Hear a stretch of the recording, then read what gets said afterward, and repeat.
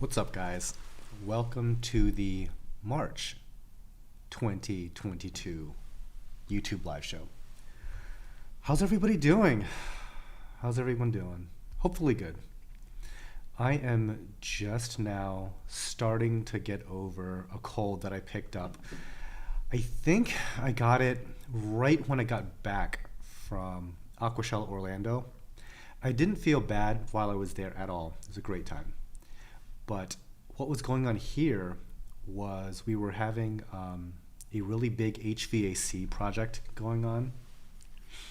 And whenever there's any kind of construction dust, especially when they cut into the paneling of this place, my lungs react immediately. So I pretty much felt it right away. This isn't going to be good. I started wearing a mask in my own office, pretty much alone here, but I knew that like enough had gotten into my lungs that it's like, okay, this is gonna be pretty rough, pretty disturbing. And after that, I got the full-blown cold. So if I sound congested still, that's why. I still have a little bit of a cough too. So yeah, all that. And the weather here hasn't been helping. We've been getting both 70-degree weather and 20 degrees with snowfall as of last night. So the fluctuating weather is certainly not helping. We are very early. I might as well just start the countdown here. Boom. And in 10 minutes, we will start the actual live coral selling portion of the show. Hopefully you guys can hear me. That's why I typically start these things off a little bit sooner than the scheduled 2 p.m. time here. So yeah, if I need to somehow turn up the volume or something like that, let me know. But usually people can hear me okay. Good. Kyle Jameson just said yes, audio and video are good. Thank you so much, Kyle. Yeah, other than me being literally sick, things are going pretty well, I would say. Things are going smoothly project-wise, slower than anyone would like normally. Let's see, what's been going on here? Well, the HVAC project that probably fried my lungs, that's gone well. I'd say it's about 98% done. They were waiting on some dampeners or something like that, some backflow dampers. So that I have these two air conditioning units, and they wanted to make sure that if one is running, that it doesn't backflow through the other one. So we need these dampeners to shut off the flow. Let's see. Of course, like when I start talking, that's when like all the coughing really wants to start.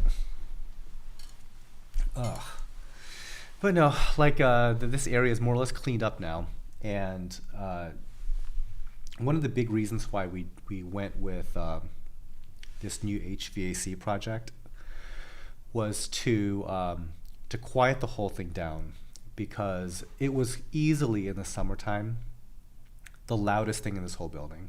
Like the runs were very, very short, and it just expelled the cold air right into the main space. So you just heard like this rush of air. Like the air sound was like the biggest distraction for me anyway. What we did was we sent the air now up into the attic space, and then it gets distributed over the course of like 10 or 12 or however many different like duct openings. And each one of them has a silencer now. So the additional length of run plus the silencers, now when that air conditioner comes on, it's dead silent. You basically can't tell anything is running. Sorry guys, you're just gonna have to put up with the coughing. I wasn't coughing all day today, but I wasn't talking. Now that I'm talking, got 2 hours of this, there's gonna be plenty of coughing.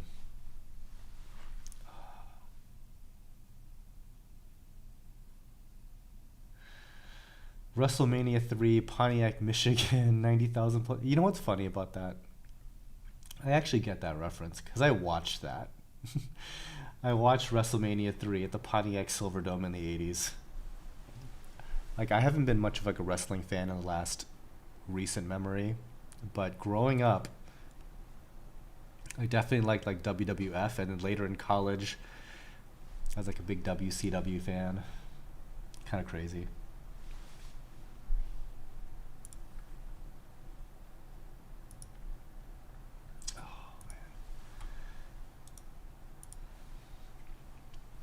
Let's see, Jonas Huckinen. It's sad that you don't ship to Europe.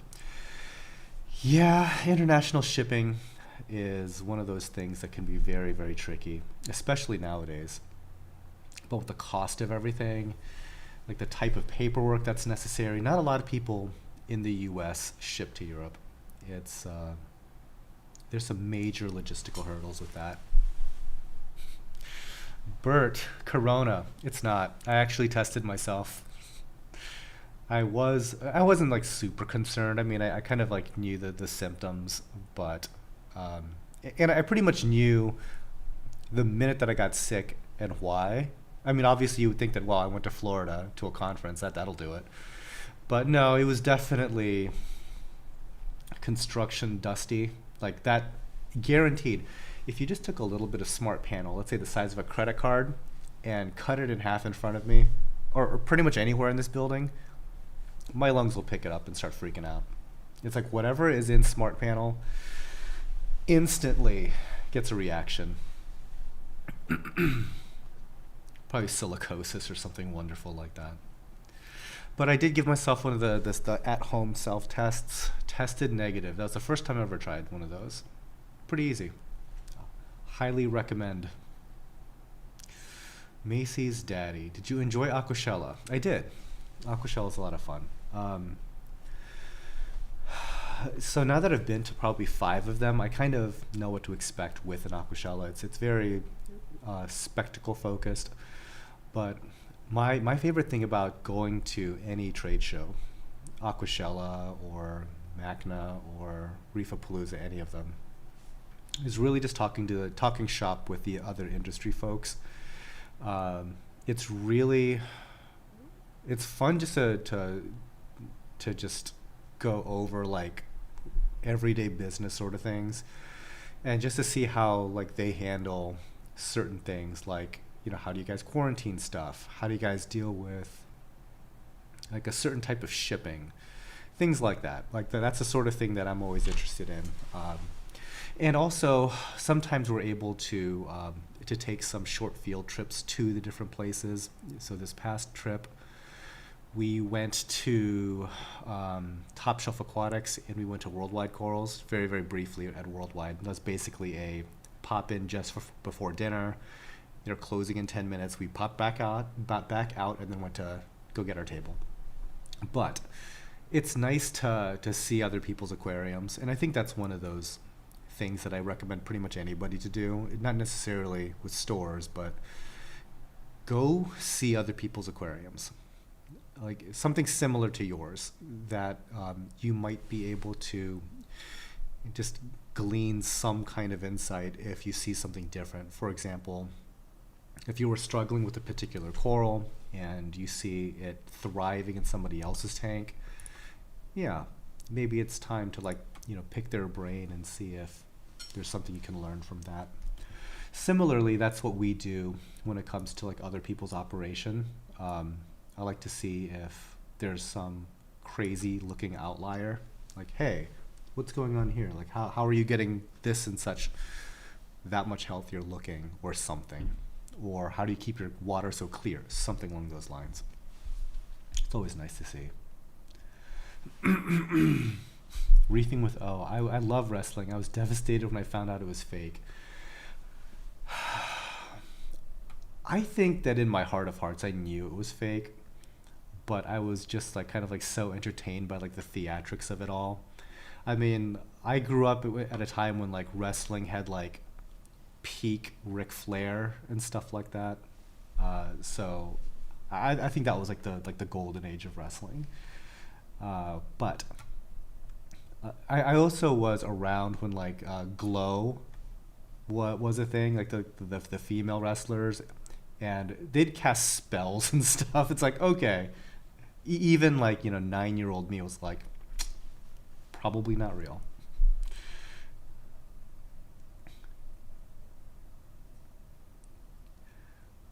Let's see. 1312 Ian. Hey, Tidal Gardens. I hope you know that I appreciate all of your work. You're a miracle worker and a gift from God. Well, I don't know about all that, but we do try.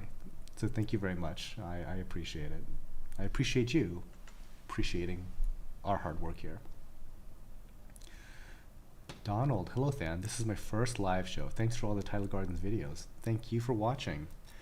That's my number one stumbling block here, I would say, is to get like the volume of production up. That's like one of the most difficult things. So Tech Gear Talk, who occasionally will hop into chat and say hello. I mean, he figured it out. I still can't figure it out. Like, he figured out how to crank out 3 videos a week, no matter what. 3 videos a week, like clockwork. And his channel has like 500,000 subscribers. Mine does not. Go figure, right? It's like the guys that can figure out how to produce content on a regular basis in volume, they're going to be just fine on YouTube. I am definitely not there. I think that we got a video posted pretty much last night. That was the AquaShella video that Becca did. So if you haven't seen that, feel free to go check that out. But there we go. Live show is officially started 2 minutes early. But before that, I think it was like almost 2-3 weeks since we last published, and that's like way too long in my opinion. But it's tough. By the way, Bahama Llama Coral, what's up, Remy? We met Remy at AquaShella. That's the first time I ever met Remy. So hopefully, Remy, you had a good time there. I definitely had a good time. It was good to meet up with a lot of the other like YouTubers that I hadn't met yet. So it was very good to meet you.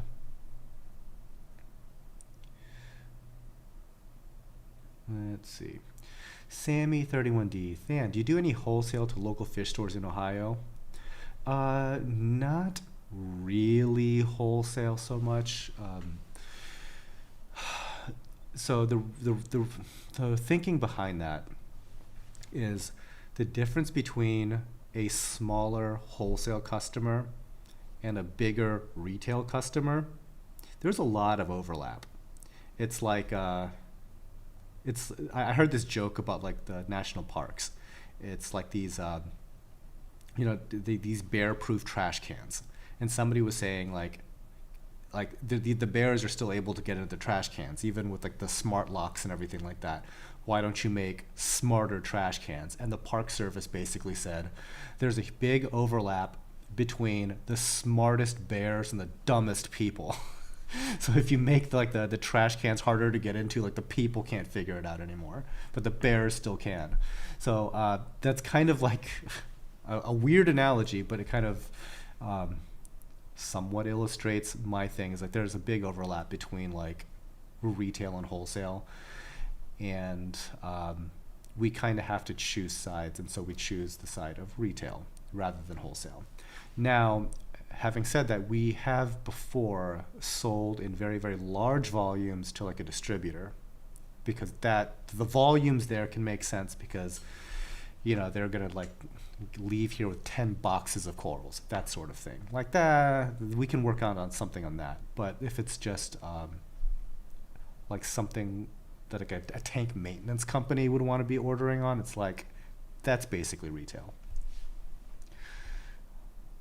Long answer, but that's the story there. We're basically retail.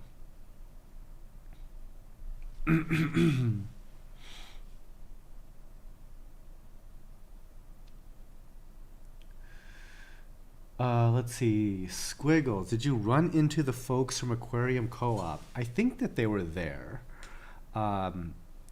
So when it comes to like the freshwater and saltwater side of things, I only know like a couple of the freshwater people, and for whatever reason, there's not a lot of overlap there when it comes to to chit chat. And I think part of it is that the way that YouTube is, whenever you do commentary that's like slightly off topic, YouTube just kills you for it. So there were times where in the past, a freshwater YouTuber would want to do a collab, and we would do a collab, and that was the last time we would ever do a collab, because whenever you like mingle like the saltwater and freshwater side of things, generally speaking, that will be your least performing video. So even though like the video went great, the conversations went great, it was like the collab was just fine. When it comes to the algorithm, they hate it. So yeah, like after that, it was like a bigger divergence from like the freshwater and saltwater crowds after that. But yeah, I think that they were there. I did not talk to them, however. There's only one of the freshwater guys that I think that I talked to, and it's only because he is super interested in building a building like this. And so we were talking like, hey, you know, how did you go about this bit of infrastructure in your warehouse, that sort of stuff.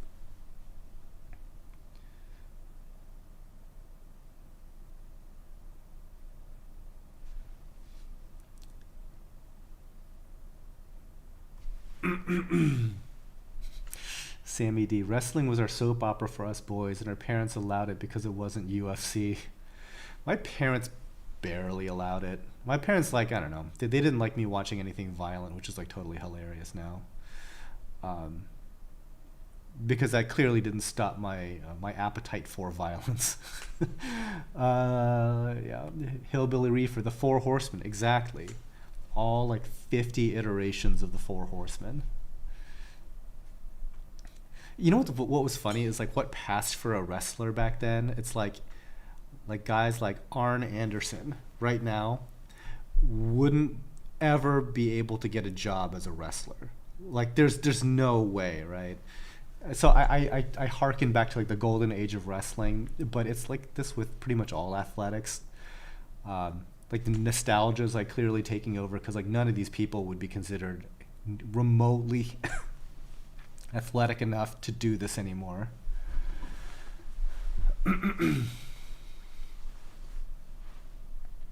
Let's see. Bert is asking. Excuse me. Than, how long have you had your Vino Monte? Mine grows super slow. Yeah, they do that. It's very slow. You gotta work the algorithm on YouTube even if your content sucks. Daily uploads will earn you crazy sub numbers. That is true. That is definitely true.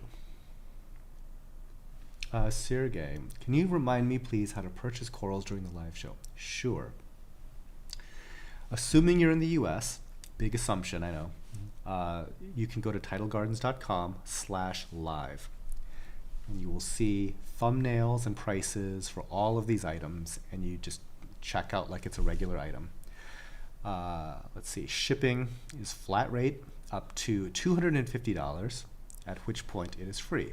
Now, best practice is to check out as soon as you see something you like, because that is how you actually get the item. Just having it in your shopping cart does not reserve the item in any way, shape, or form. You have to complete the checkout process. So to avoid shipping, getting charged that flat rate shipping numerous times, when you get to the shipping method, you can select adding to an existing order, and that pretty much just nullifies that shipping fee. So there's also a FAQ that is on the that tidalgardens.com/live page, and you can read pretty much everything I just said. Also, I believe in the description of this video, you can find a link going to that page.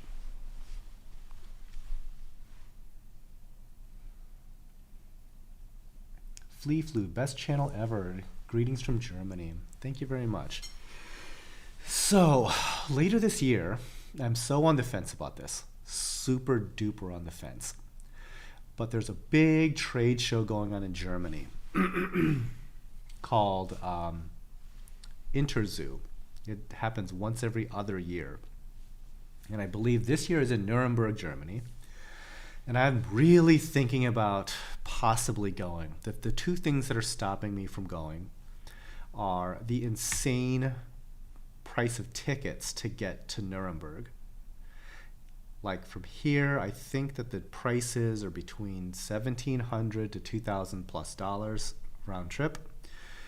Then I heard that it's better to fly it to some other part of Germany, like Berlin or wherever, and then and then take trains to Nuremberg. I don't know. Haven't been to Germany ever, but I do hear that like public transportation in like most of the EU is pretty good. But again, just unfamiliar with that. The other thing is lodging.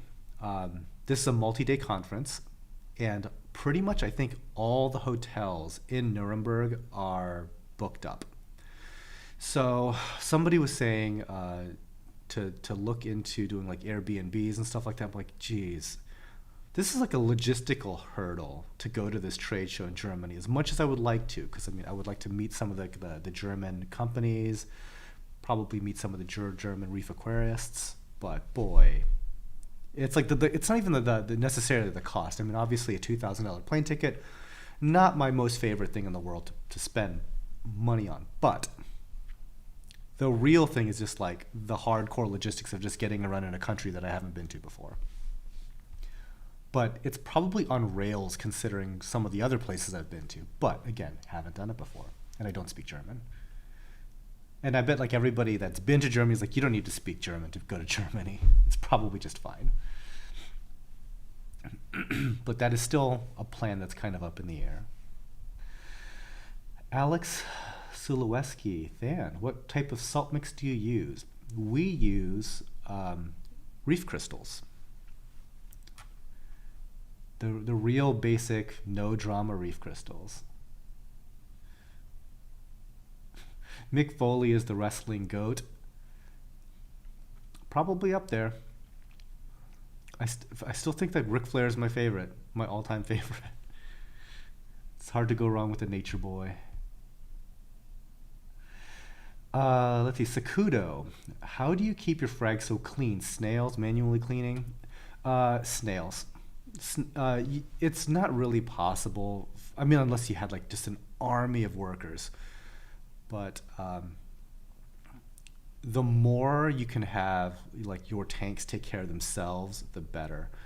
And so Astrea snails are very high on the list of critters that keep stuff clean.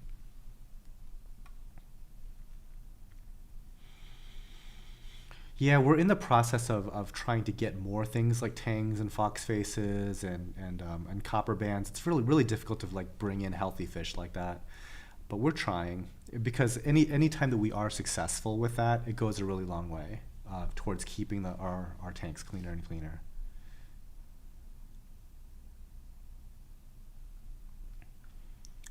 Reefing is my therapy. I want to create a zoa garden, but I have questions about how to place them. Would it be okay just to cut the plug and keep the base only? Or should I try to remove the zoa from the plug? Don't do number two. I would just keep the plug, stem, whatever, keep it all, stick it down onto something, and eventually the zoas will grow right over it. When you start trying to mess with the zoas themselves, you really run the risk of getting palytoxin poisoning and having all other kinds of weirdness. Now, normally, I would be here saying palytoxin poisoning really isn't that big of a threat. Except for the fact that I've had now 2 people in recent history, within the last month, have palytoxin poisoning that I know of, like personally know of. And it's like, and they're not new to this hobby. In fact, one is extremely experienced, and that did not stop him from getting squirted in the eyeball and getting the chills and needing to go to the ER. So, when in doubt, don't mess with trying to scrape zoas off of rocks and stuff. Just glue it down, it'll be fine. Or just set it in there, and it eventually will overcome it. Michigan Frag Show in mid-March. Forget the name. Attending? No, not planning on it. A lot of like the smaller frags shows I typically don't go to. I kind of go to, if I go anywhere, I usually go to like one or two of the bigger shows per year.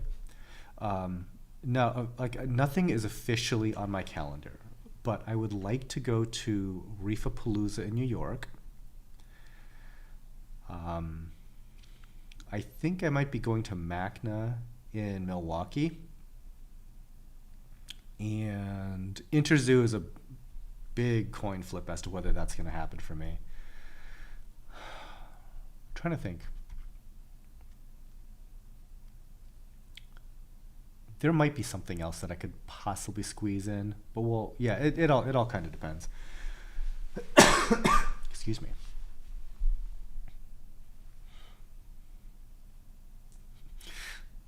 Talk with Tommy Lee. This cough is killing me. Guarantee you won't regret it. Bite the bullet and go. It's a business expense for our sake. It is a business expense. By the way, I have no problem with business expenses. Oh my gosh.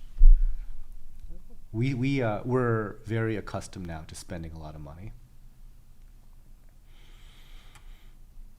Paul Ashley, how big do button scolies grow? A couple inches at the most. They're tiny.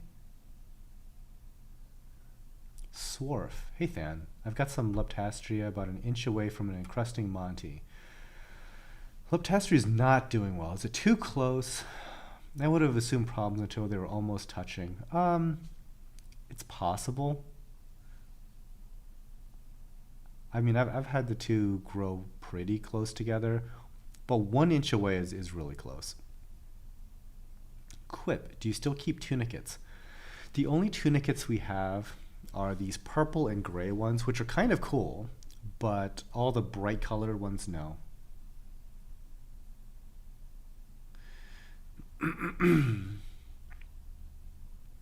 Liz Yuri, if Tidal Gardens were to obtain some maricultured SPS, how would you quarantine them and for how long?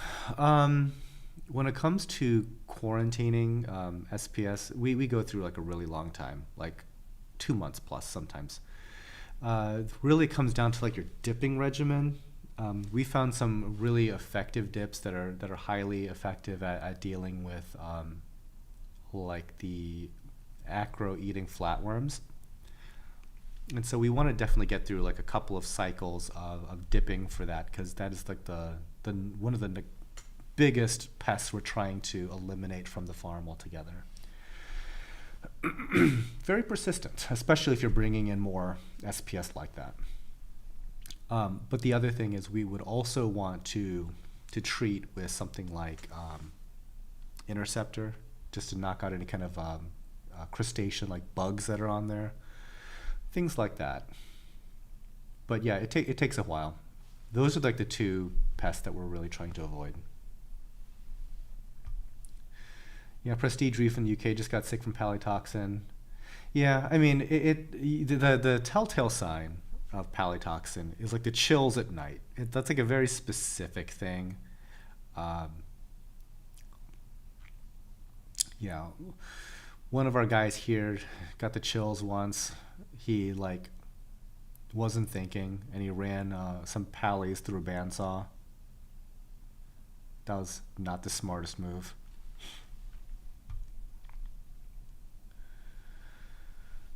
Michael Osborne, hey Dan, how do Goniastria compare with Favites in terms of growth rate and general hardiness? Thanks. I need to brush up on what even these things are. I have an idea in my head as to what a Goniastria is, and I have in my head what a Favites is, but there's been a lot of like shuffling that's gone on when it comes to like Favia and stuff like that. Like basically, there's no more Favia.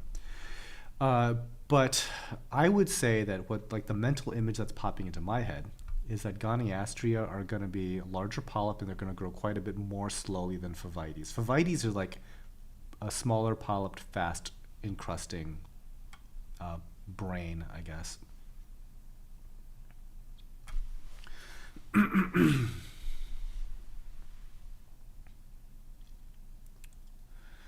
see. I've never seen anyone do the Kelvin in real time. That is awesome and really smart and appreciated. Oh, thank you, Boston Reefer. Glad you like it. It is a special effect, but it gives you the idea. Um, Not the easiest thing to do because I have to kind of like tweak it every single time I do it, every single time I produce this show. And sometimes it works better than others. It depends on how the lighting that we're actually shooting in is going that day. But it gives you like a ballpark idea of kind of going from daylight to more of an actinic look.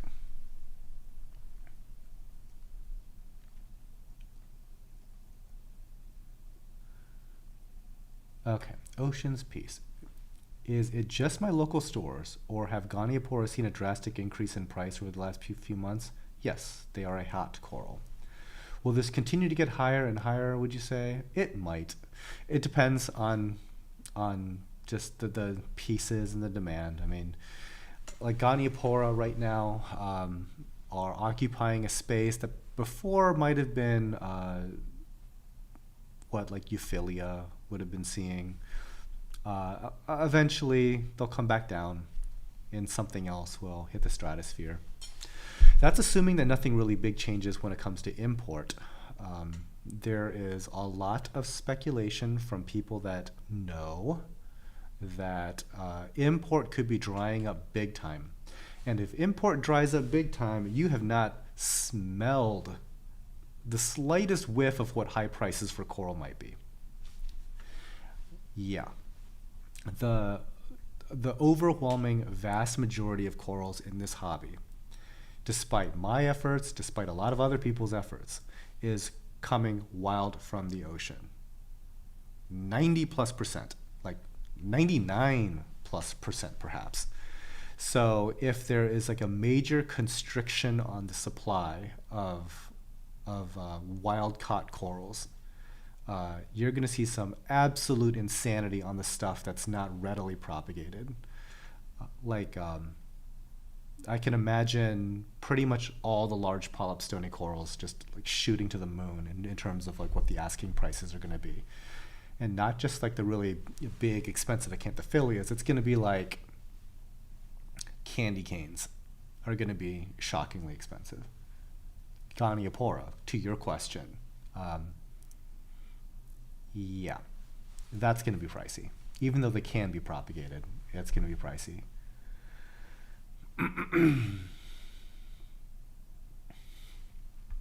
Tyler Jacks. What would you recommend for lower par aqua species for a mixed tank? I'm trying a fox flame right now, and I heard it does well in 200 to 250 par. Good color so far with some others. Okay. I'm not really sure because right now we're keeping everything in roughly that 200 to 250 par range, and I'm seeing inclinations that they might do better and color up better if they were provided either more light or just better coverage from their existing lights. Like right now, we're using a lot of radions, and while radions do a pretty good job with spread, there's always room for improvement. And where LEDs fall off in terms of coverage, you kind of see that manifested in Acropora quite a lot in the shaded parts of it.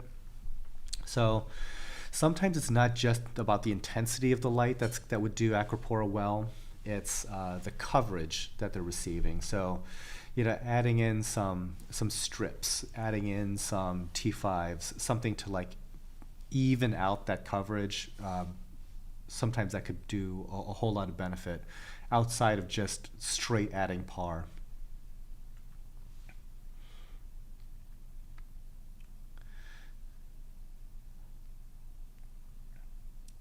Nicolaj Morel. Just hook up with white corals, excuse me, or Fauna Marine. I'm sure they can help you with transport and accommodation. Maybe. I met I think he was the owner of Fauna Marine before, But that was a long time ago, like 2014 era. I don't even know if he still works there. I should also touch base with Alex at Abiz, and he could probably help me out a little bit. Reef Builders. Hey, Mr. Thane. What is up, Jake? How are you? Actually, Jake and I were talking about Germany. He's a lot more comfortable with traveling in Germany than I am.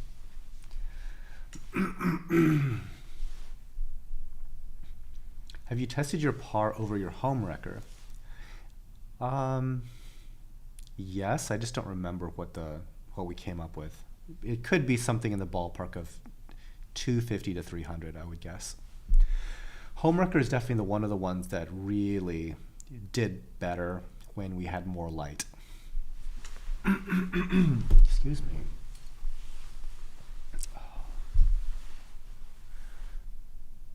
Talk with Tommy Lee. Love rock flower anemones. Nice substitute. Substitute for what? I don't know. How often do you get them, and are they sold? What you see is what you get, since there's so much variety in color and pattern. Good question. We have some that are just kind of like stock because they're like the gray and purple striped ones. Those are more or less the same. The other ones that are like more colorful, sometimes what you see is what you get those. We need a better photography setup for those. We've kind of like historically struggled with them, not for any great reason, but just because of the way that our tanks are laid out. We need to kind of shoot them top down, and they tend to be very dark the way that we do that. So we've made some hacks, and hopefully we can start taking better photos of those soon.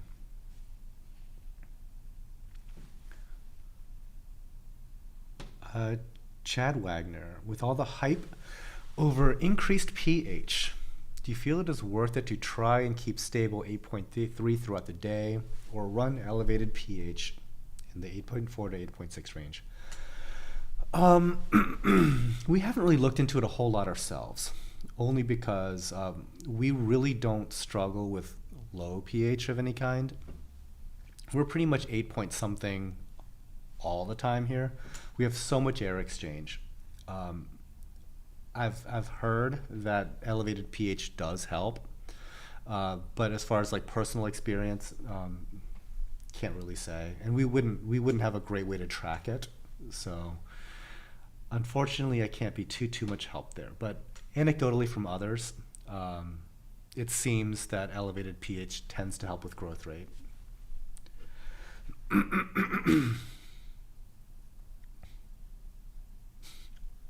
The owner of Fauna still runs the show. So I believe that's Claude Schumacher. Just rent a car and drive around and enjoy the free speed on the highway. Let's see. Salifert or Hannah checker for nitrate. Which would you pick? I think that we currently use Salifert. No reason. Probably just out of familiarity. Is there a best practice for getting RBTA to bubble up more? No. Sometimes they do, sometimes they don't for us. I haven't really figured any rhyme or reason as to why they do it.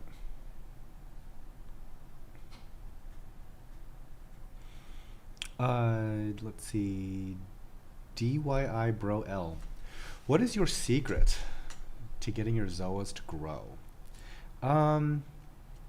I would say the hot tip for keeping them growing is to keep them clean.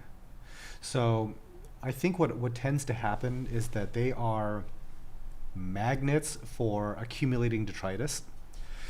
Anything you can do to provide some additional flow in their neck of the woods, some variable flow to kind of like keep that stuff dislodged, or even getting in there with a turkey baster yourself periodically, maybe once every couple days, and just to make sure that stuff isn't attaching to their base, that'll do a lot of good for them. I think a lot of the times that our zoas, where they get that that really, really stagnant phase where they just stop growing or they just look upset all the time, it's usually a result of some kind of neglect. They're just not getting cleaned as well as they should, and there's something that's bothering them. Perhaps it's a film algae. Worst case scenario, it's a pest of some kind or a disease, because oftentimes if they get covered in detritus, and it's even like sometimes difficult to tell if they're getting covered in detritus because sometimes they extend over it and you really don't notice that it's still all around its base. They can get this pox type infection, and then they'll stop opening after a while. But yeah, long story short, keep them clean, that'll help. And obviously check to make sure that there's nothing actually bothering them. There's 1,000,001 zoa-related pests that could be the culprit. And if you are struggling with one of those pests, that is definitely something that is going to keep polyps closed and that colony from growing.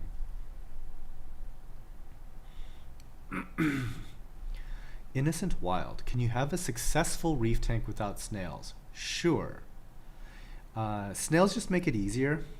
I think that, especially for us, we really like snails because the detail work that they provide on such a scale, we really can't duplicate that with like human labor or technology or chemicals or anything like that. Snails, hands down, do the best job when it comes to that.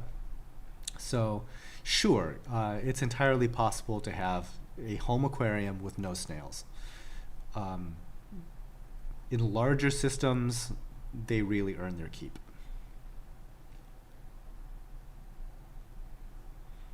And Kyle agrees with the Zoa thing. Zoas love our SPS tank, and I think it's from all the flow keeping them clean. Very likely. There's one of the, I guess, issues with some of our tanks is that we don't have enough flow in them.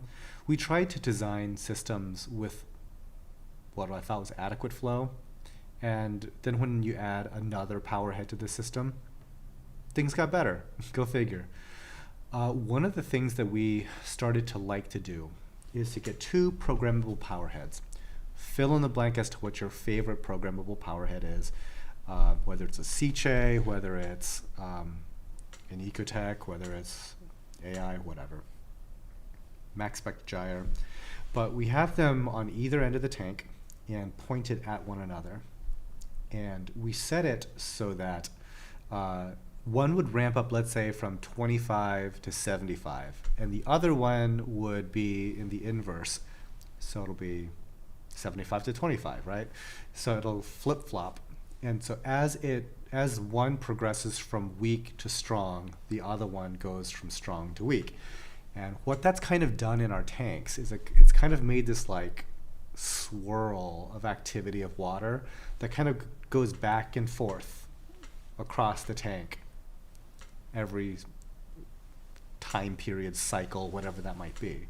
And what that's done, which we like, is that it keeps the flow randomized but not too concentrated at any given time.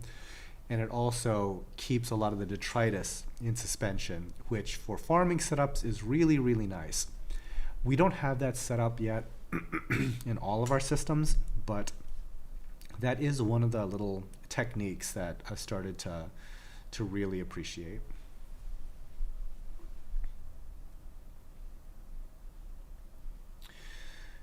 Reef builders. I have no true snails, but a couple abalones and millions of stomatella in each tank.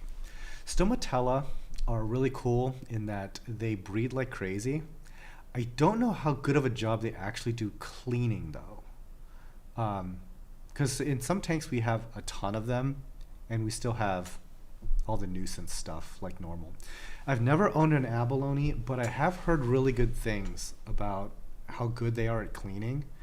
And now that I think of it, I don't even think I've ever even seen an abalone alive in real life. I might have eaten one in Japan, but I'm pretty sure I've never seen one in an aquarium.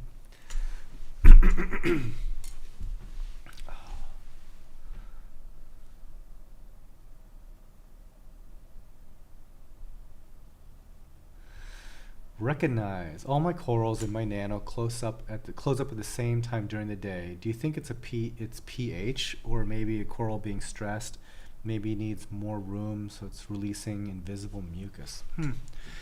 That's kind of weird, to be honest. Do I think it's pH? No. I think that'd be pretty weird if it was pH.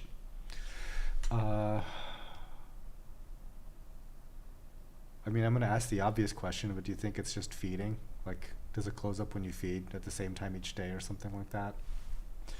But some corals, though, do have kind of like this time and place thing going on.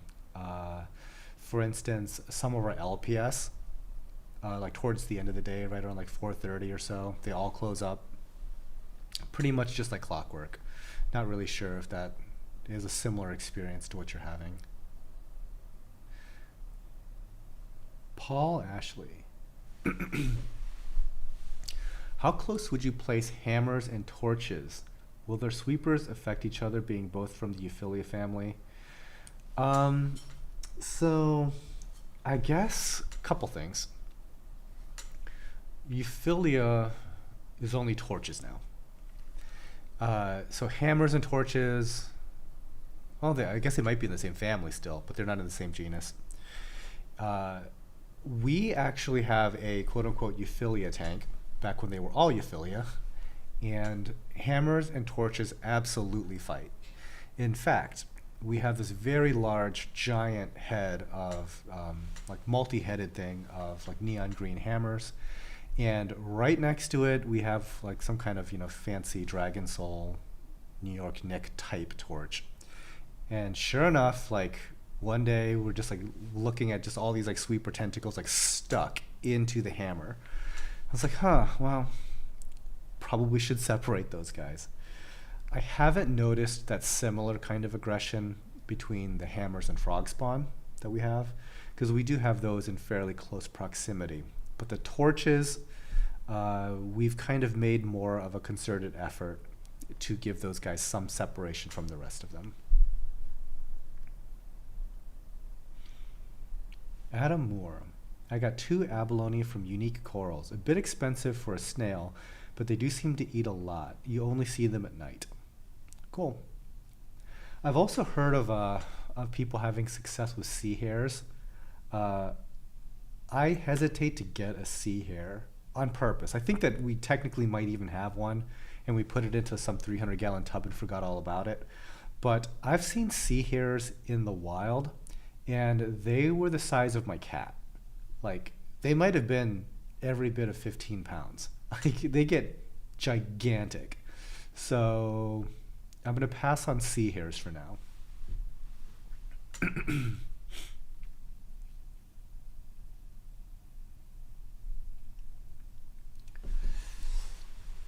Yeah, let's see. What other things are going on right now? You know what? While you guys start to fill up my chat again, I'm going to say a quick thank you to the Patreon and YouTube member crowd, because I did promise that I would. All right, real quick, guys. Thank you on Patreon to Big Lord Chi, Bill Russell, Brandy Camp, Harkins Aquatics, Jeremy Altman, Kent Scipione, Elaine Martinozzi, Alan Jackson, and Pete Pedersen, Chuck Meyer, Don Bowman, Ernie Wallace, Greg Zimmerman, Jordan Marty, Keith Singer, Kyle Jameson, Lisa Clow, Michael Shelley, Puddle Aquatics, Rebecca Hall, Reef Infidel, Santa Nomine, Skylar Korn, Sue Hemmons, The Classroom Reef, Thomas Tarrant, Tim Garner, and Trevor Joseph Overbeck. And on the YouTube member side of things, thank you very much to Herb777, Keith Holland, Jacob Rikerson, Justin Harden, Jeremy Place, 328 Reef, and 2 Please Coral Reefs. Thank you all so much for financing my coffee.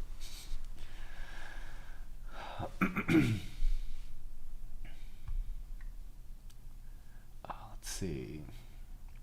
Dreadful Guppy is asking, best herbivorous fish for an SPS aquarium? Foxface. And would you recommend a species of Centropyge to add to an SPS system? No. I am anti-angel, like, for life. Specifically, like a Centropyge.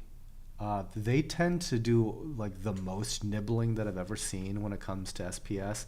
I would be more likely to get like a big Pomacanthus angel, like an emperor or something, versus a dwarf. But then again, it's like I like polyp extension. One of my friends, Nathan, you've probably seen him on this channel multiple times. He likes certain fish so much, he is willing to give up all polyp extension in his SPS reef, all of it, just to have like these fish that nibble on polyps. And he's okay with it. I could never. Like, polyp extension on Acropora is like my jam. Yeah. So no, I would definitely skip the angels.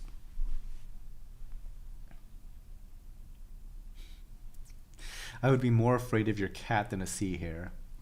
Yeah, that's why they're not at the office.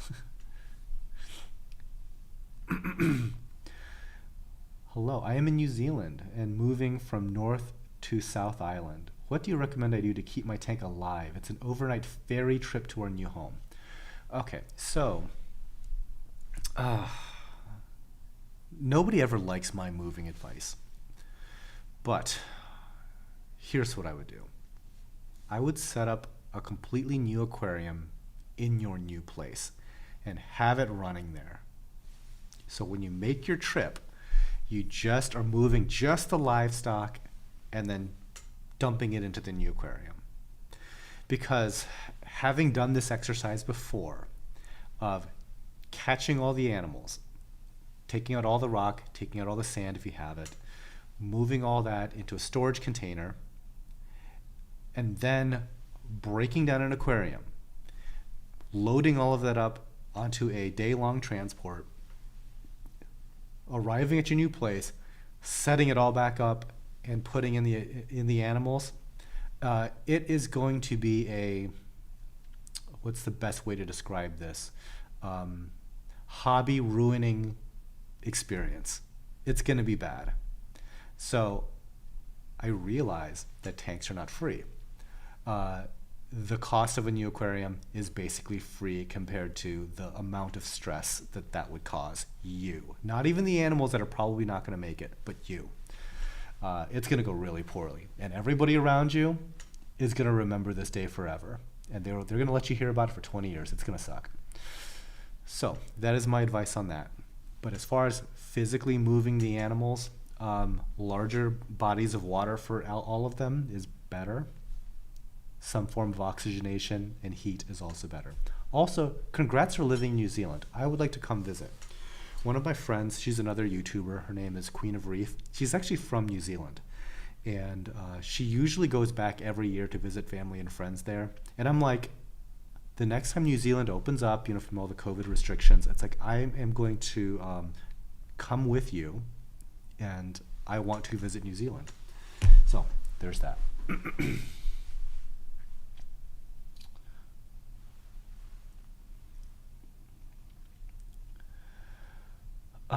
Let's see, Tide Dog. I have no algae issues trying to go away from Chemipure Elite. What are the downfalls for high phosphates? Honestly, not very many. Some people complain about like growth rate or coloration and stuff. We've had impossibly high phosphates here, like 2 parts per million phosphate, which is like 1,000 times higher than it should be. Things are fine. If you're looking for something very specific, like, okay, I got like some home wreckers and I got like some rainbow acros of some sort, and if that phosphate creeps above 0.05, that third and fourth color are done, okay. Now you can kind of complain about like phosphate issues, right? But if you're talking about like some green leathers or something like that, and you're worried about elevated phosphate, you can stop. It's not a big deal.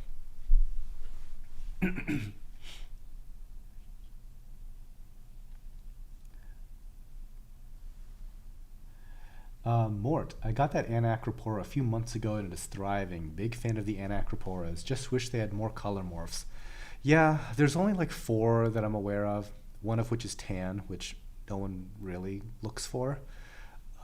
But there's like a bright neon green one, a red one, and we have like the Tropicana one, which is kind of like yellowish tan body with green polyps, which is kind of cool. And strangely, that's the slow growing one. The other two are super fast. Reefing is my therapy. I don't see torches nor hammers on the live sale. We might just be low on those. Those tend to like sell instantly. So it's a possibility that they were on the live sale and just sold before we even got to them. Sentences you'll never hear again. Polyp extension is my jam. Yeah, so especially since I'm getting to that age where I need a colonoscopy. Yeah, you probably won't ever hear me say that again after that. Hello from Austria. Hello. I don't know how to pronounce your name. Is it Ninke? Ninke? I'm sorry. Apologies in advance. I have no idea how to pronounce Austrian names.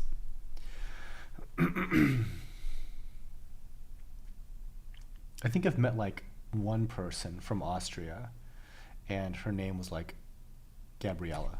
It was like, okay, well, I know how to pronounce that.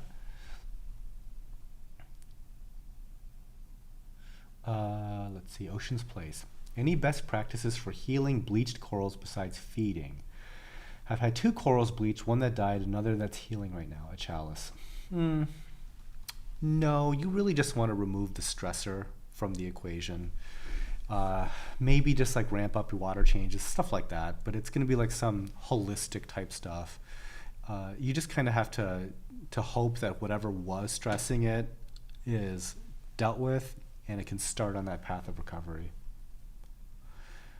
Anton Ta, your name sounds Burmese. Are you Burmese? Yup, I am. We open up in October for travel. It would be great to have you here. Oh, wonderful. I would love to come visit New Zealand and stay forever. Like, yeah. I think I would like it there. Let's see. Archon. What I have to feed more in a no substrate or very shallow substrate system. I found if I didn't feed 2 times a day, my corals would fade. Awfully general there. But I like the idea of feeding more in general. I haven't really figured out the what to feed everything. But what we currently do is some combination of frozen food, a little bit of pellet food, some nori clips for the herbivores, and some kind of amino acid supplement for the SPS. That seems to have done pretty well for us. If I could, I would feed a lot more even, but we're trying to like chase certain water chemistry, so that kind of puts a damper on things. Excuse me.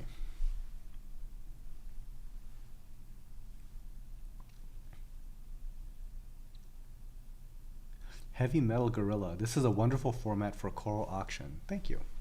Glad you like it. It's a lot of work.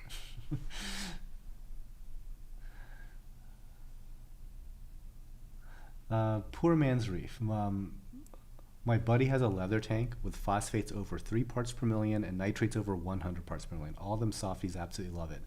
Not surprised. Coral can adapt to all kinds of stuff, and certain corals, I'm sure, like higher nutrient loads like that.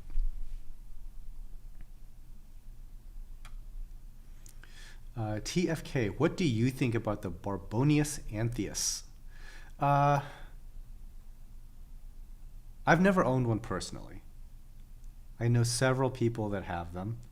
I heard they are aggressive jerks, expensive, and as far as their aesthetic, I don't know if that makes up for it. Because I don't even think they're that cool looking. I just think they're weird. Some people like the colorful weird of them, but I look at them and I just get this, I can just tell that they're jerks. and that always like trumps everything with me when it comes to like fish. It's like I don't care what kind of gorgeous fish that is. If it's a jerk, like we have a powder blue tang, and that's like some people's dream fish. It's like, oh, I wish I had a powder blue, blah blah blah. We have a gorgeous powder blue, and I got it for free, and I don't like it. He's a jerk.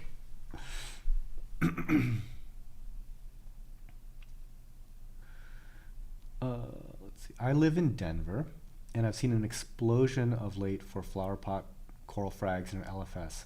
What do you think the tipping point was for successful flower point fragging? It was probably just the type. That was probably it. Like a lot of the stuff that you're seeing getting fragged are the Australian varieties.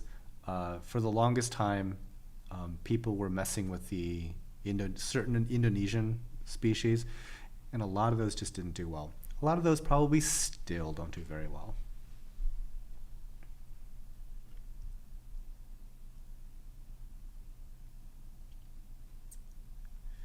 Very close on the pronunciation. The name is actually, Fresian, Dutch. We moved to Austria 11 years ago from the Netherlands. Okay, gotcha. One of my roommates in college has a Dutch name. Uh, did he? Was he Dutch? Wolthuis. I think that's Dutch, right? And people would always, especially like the teacher trying to say his name for the first time, would always like mess it up. The best mispronunciation of his name, which is Wolthuis, Wolthuis, was Wolfois, as if he was French. It's hilarious.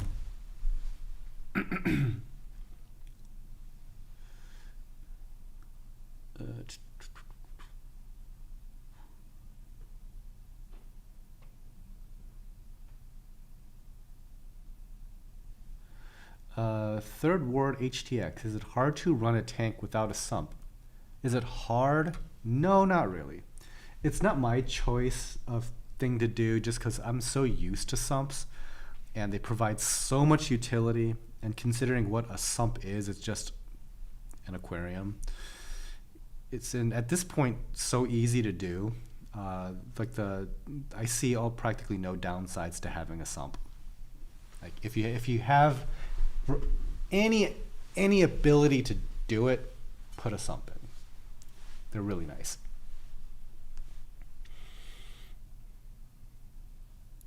Let's see, Joe Craparata. I'd like to start a zoa garden in a 25-gallon tank with some fish.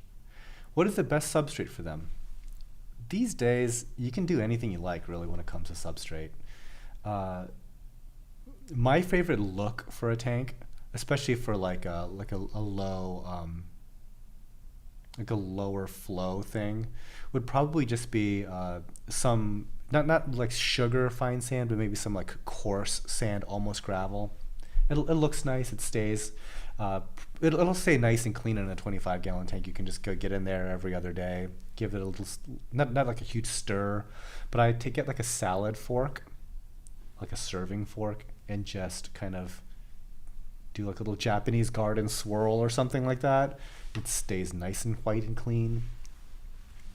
Easy peasy.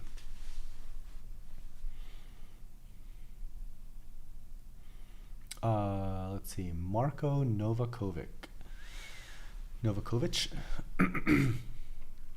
I had my GSP closed as soon as I introduced the skimmer.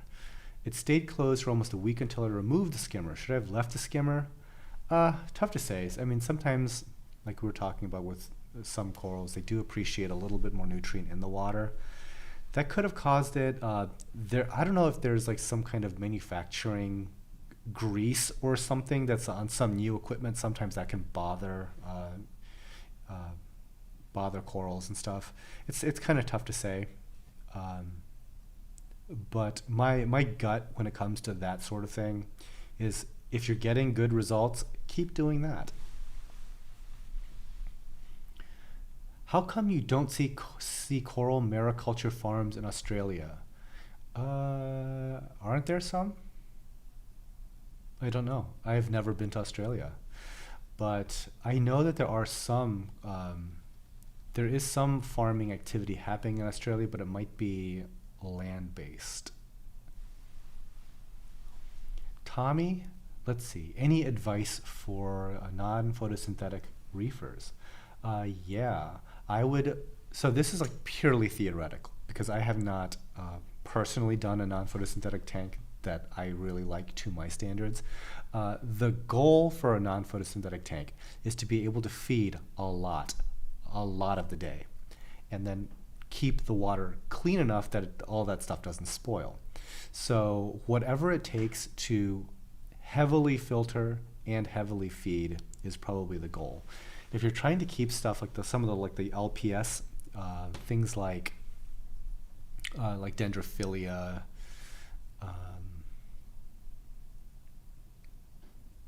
dendrophilia, is that what I'm even thinking of? Like fathead dendros, whatever those things are, and Tabastria and stuff.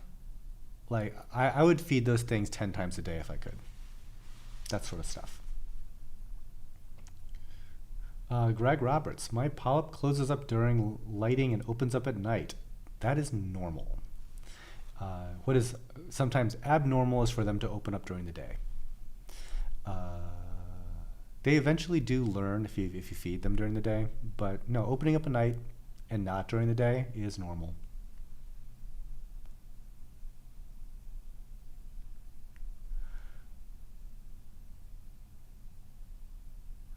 Did you know that microgonis are actually Bernardipora? Yeah, some of them are, some of them might not be. It's I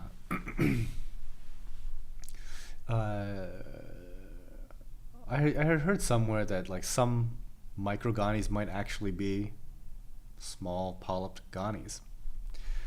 I don't know. Not really my fight.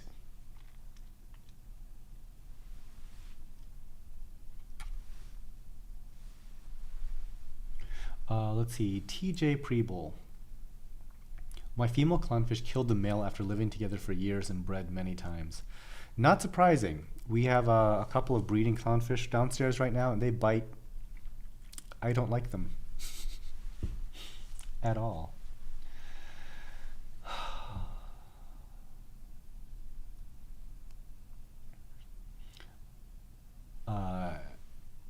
Abhinav Keshri, are aquacultured Indo-red gonis, are they hardy? I'm not sure, maybe. See, we've got a couple of red gonis that we are currently propagating, and they seem fine, but I don't know if they're from Indonesia, from their Australia. I just kind of haven't kept up. DIY Bro L. How worried should we be about Lacey Act amendments? Worried-ish, yeah. I mean, it's not great. I don't even know where they are in that whole process.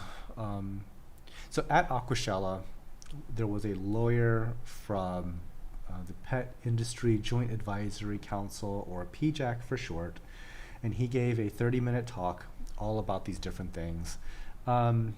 So what they're talking about is there is a bit of legislation that had recently passed the House called the Competes Act. It's something that they've been working on for like a really long time. It's gone through hundreds of pages of modifications for what seems like years now. And it finally went through the House of Representatives and got voted through. In this 3,000-page document, there was probably like, I don't know, 6 paragraphs that was modifying. And by the way, this whole act, it's like this multi-hundred-billion-dollar, like, corporate-y, military spendy-y thing, right? And it's supposed to help certain industries basically compete with China, for lack of a better word. But anyway, there's about 6 paragraphs that modify the language of the Lacey Act. And if you're unfamiliar with the Lacey Act, it is what kind of addresses stuff in and around endangered species and the trade of those types of animals. So, what are these modifications? A lot of it comes down to how law enforcement approaches like the animals in the sense of, right now they use what's called like a blacklist. So, for example, certain acropora are on a blacklist; you're not allowed to have it. Things like that. So they have to specify what is banned.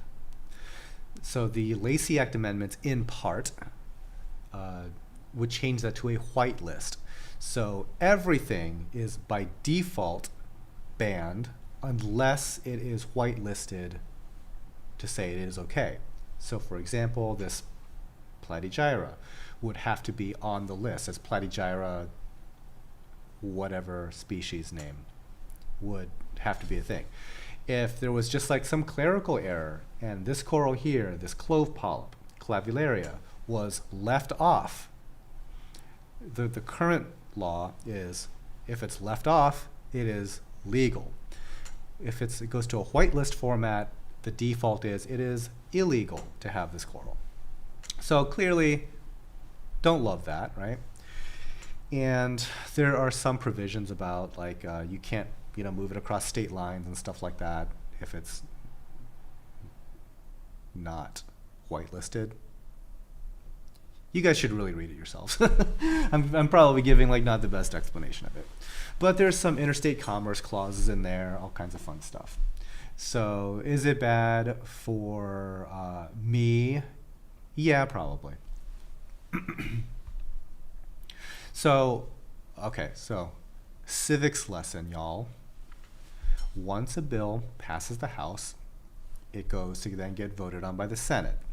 But before it gets voted on by the Senate, there is a couple of things that could happen. The Senate could do stuff like, we will not accept any of your language, and we want to pass our version of this with this language, which may or may not contain such and such clauses as it relates to the Lacey Act.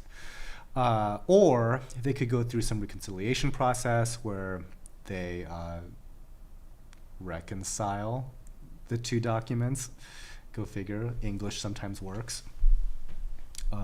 So then they would vote on that reconciliated version of the bill, and then if that passes, it goes to the president for signature into law. So the speculation is this is one of those pieces of legislation that is highly desired by the current administration to get passed. It is apparently a pretty big deal. Hundreds of billions of dollars at stake. So the fight really is contacting your senator, contacting your representative in the House that has already voted, by the way.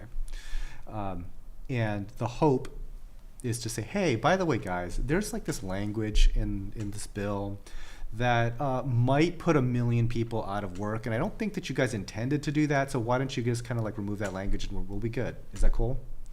So that is what PJAC is suggesting. They have like a template that you can just send in to your rep. In fact, there's probably a lookup for your rep on the PJAC site as it relates to this topic. So although I wasn't planning on talking about it, there you go. There you go, guys. Contact your House member, contact your senator, and say, hey, could you not? Can we not? So what am I doing about it? One of the local distributors here, he is actually trying to get like an audience with our senator, one of the two senators, Sherrod Brown. And if he's going to get a face-to-face meeting, I will dress up kind of like this, and I will kind of like say, hey, basically what I told you. Can you not? That's it.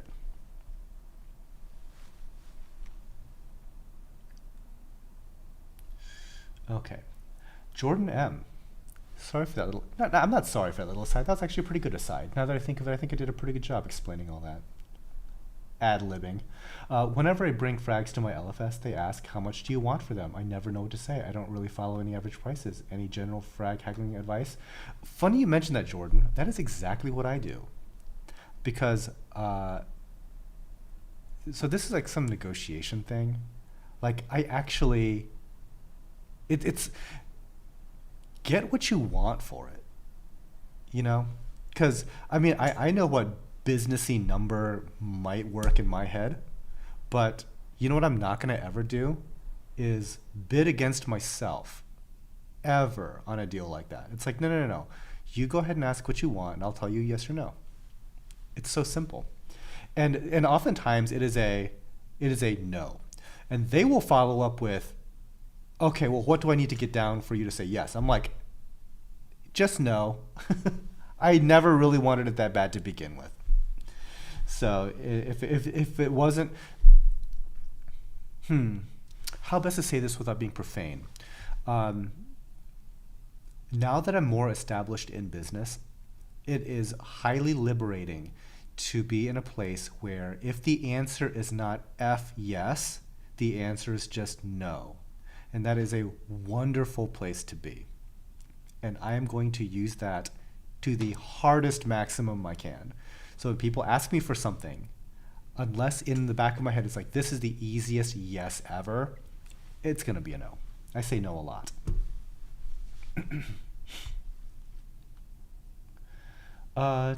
Talk with Tommy Lee. Would love for you to do a deep dive on Hydnophora.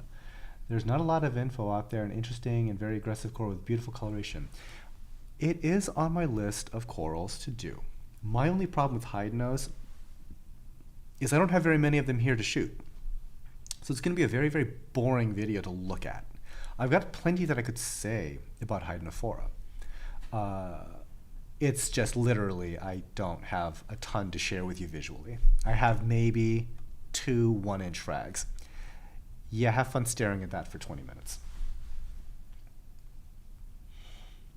Than, how would you feel if mariculturing Atlantic corals became allowed? Well, a lot of Atlantic corals are allowed.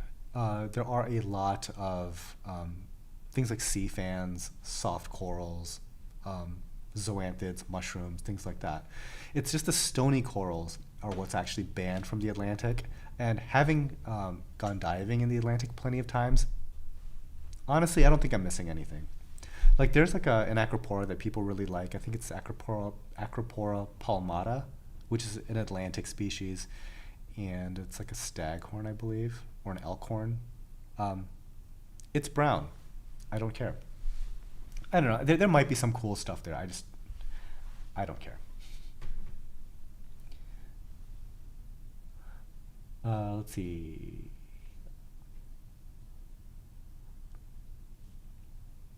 Abhinav Kishiri. Do I need to dose anything else other than major and minor elements? General rule, don't dose anything that you're not actively testing for.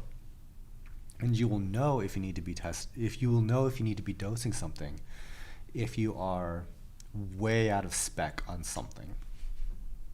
That's the best piece of advice I can give you. Like, I wouldn't be in a huge hurry to blind add much.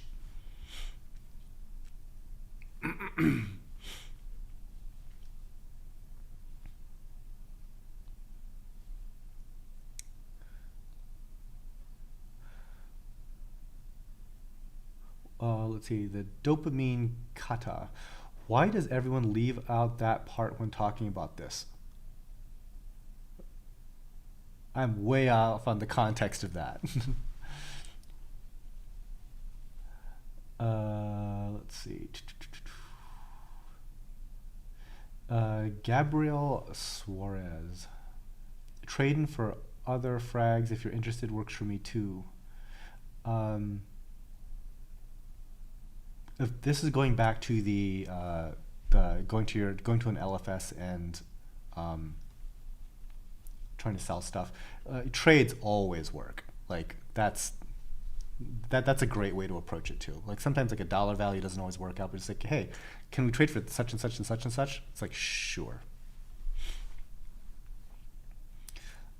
Chris 24 241. Hi, Than. What are your thoughts on the supposed vibrant scandal that's been highlighted this week? If I recall correctly, the scandal, quote unquote, is that they said that it is a bacteria supplement that actively eats algae. And somebody else did some kind of test on it that said there is no bacteria that eats algae in this. It is just a algaecide chemical that you can get off the shelf. That is what we call, if that's, okay, assuming that is true, that is what we like to call fraud. So it's not great. Do not do that.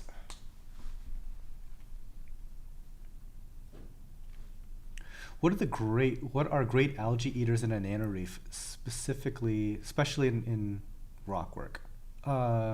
Snails do a really good job. Astrea snails. Good cop, bad cop. I remember the very first Tidal Gardens live sale. It was the rough days. I got out of the hobby a few years ago, and my new wife wants me to get into corals again. This is so cool. Thank you. Yeah, we've made some improvements since the early days. In fact, I would argue that we were one of the first people to ever do a live video of any kind on YouTube. Back in the day, it was not easy. You could not just pull up your app on your phone and go live. You needed to have serious broadcasting equipment, and I bought it. Yeah, that was not easy back then. But yeah, it's been like 7 years or something. I've been doing 6 or 7 years. I've been doing live shows. Oh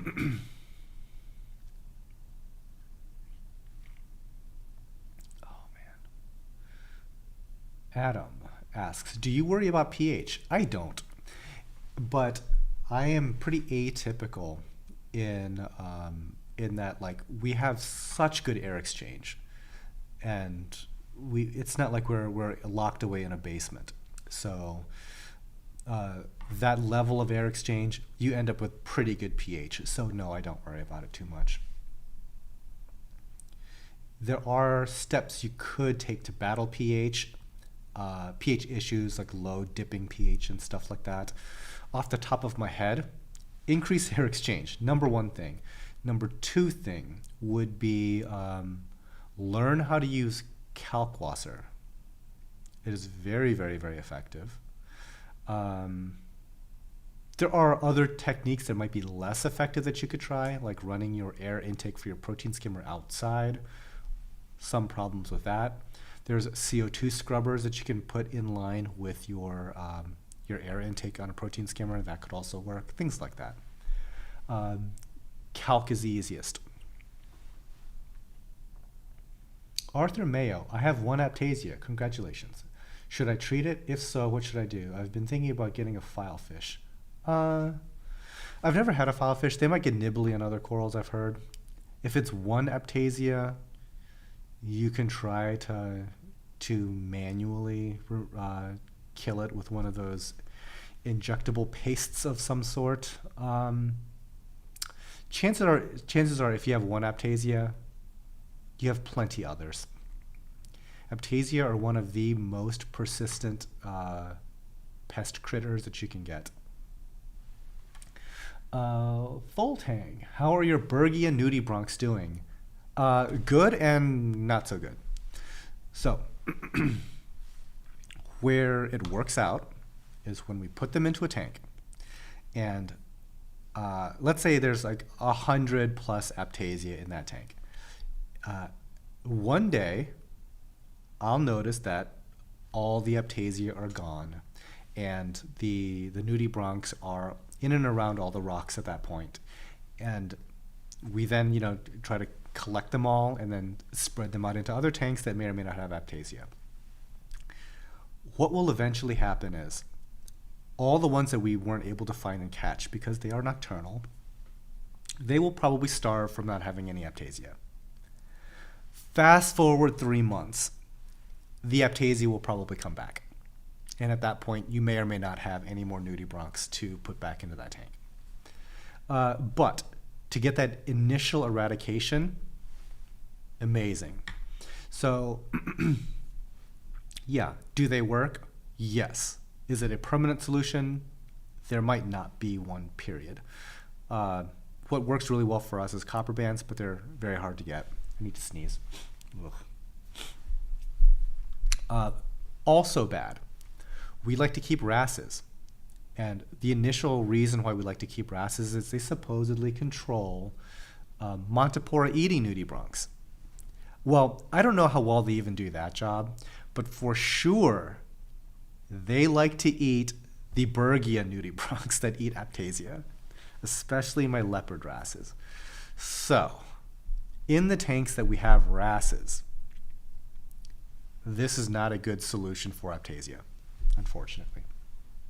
We do have a little farm set up, just a couple of 20-gallon tanks where we're actively trying to cultivate Aptasia to breed those anemones, to breed those anemones to then feed to the nudibranchs. But we'll see how that goes.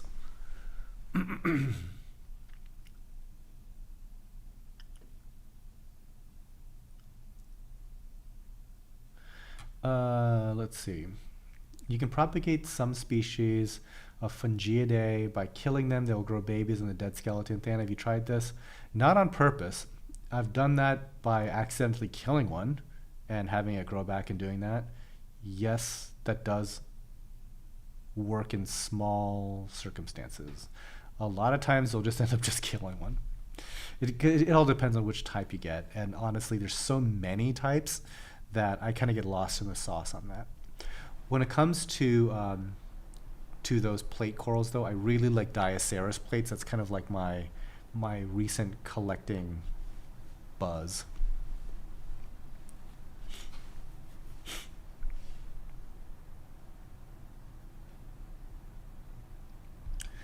M period. Not sure if you talked about this before, but what are your thoughts on using a fleece roller in a home frag tank setup? I've never used one personally.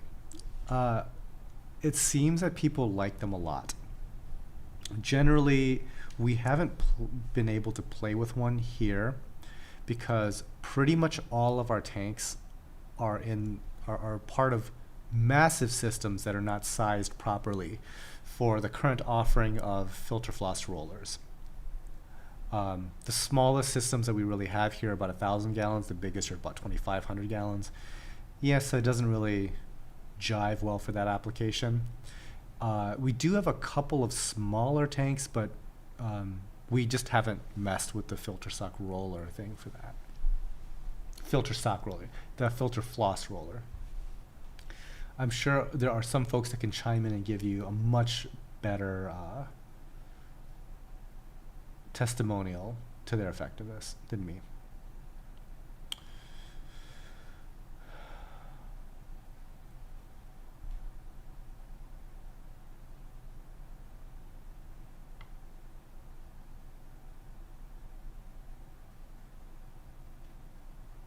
Let's see. Any recommendations or experiences on spot breast angelfish?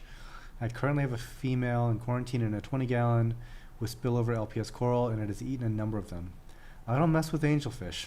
They, like what you're seeing, they eat coral. They really like to eat coral, so I haven't had an angelfish in a very long time, probably over 15 years.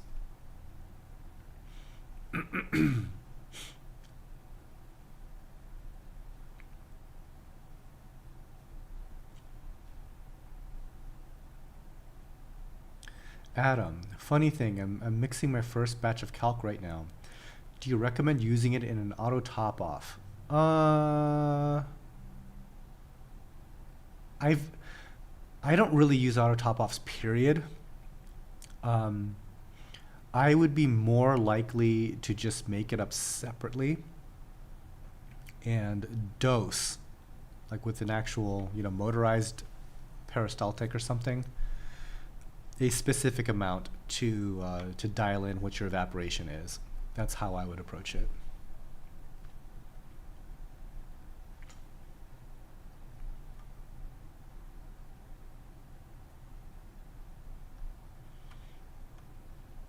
Goodbye, Echoes. Are you concerned about the changes that are being proposed by the Lacey Act? Rewind about, I don't know, half hour. I went to a whole spiel about it. Am I worried? Not really. Is it bad for me? Yeah, probably.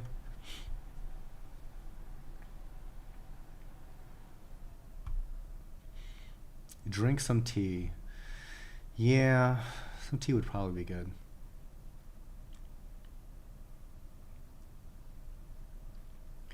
Full tank. Sounds like you need a dedicated Aptasia tank to breed Bergia. It seems like they actually sell for quite a bit. They do. And there's a good chance that a lot of people got a bunch of free ones because we can't really be bothered to catch them just because somebody orders them. It's like to go hunt down some nocturnal sea slug type thing. No, I don't think that's going to happen. But there's been plenty that we know we sent out. That's why I made a video about it, because it's like, look, somebody's going to get a free Aptasia eating nudibranch, freak out thinking that it's like some kind of pest. So I made an entire video saying, hey, look, this is what they look like. If you got one of these, congratulations, you hit the lottery. But I don't know.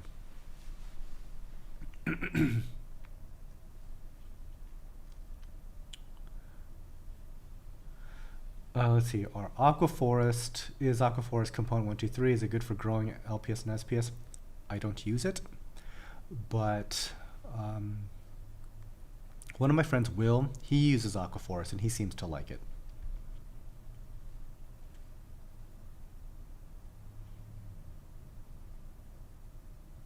Robbie D, what do your leopard wrasses do at night with no substrate to dive into? They just deal with it. They don't care. So what's actually funny is that one of my friends, he put a little ashtray-sized thing into his tank, basically like a mug, for his leopard wrasse to be able to dive into with substrate. And what that leopard wrasse did was he expelled all the substrate out of that mug and just sleeps in the mug. So the necessity for substrate for leopard wrasse, slightly overrated. Would I like to have substrate for leopard wrasse? Sure. In Becca's tank downstairs, the only tank in here that really has substrate, there's a leopard wrasse. He seems to like it.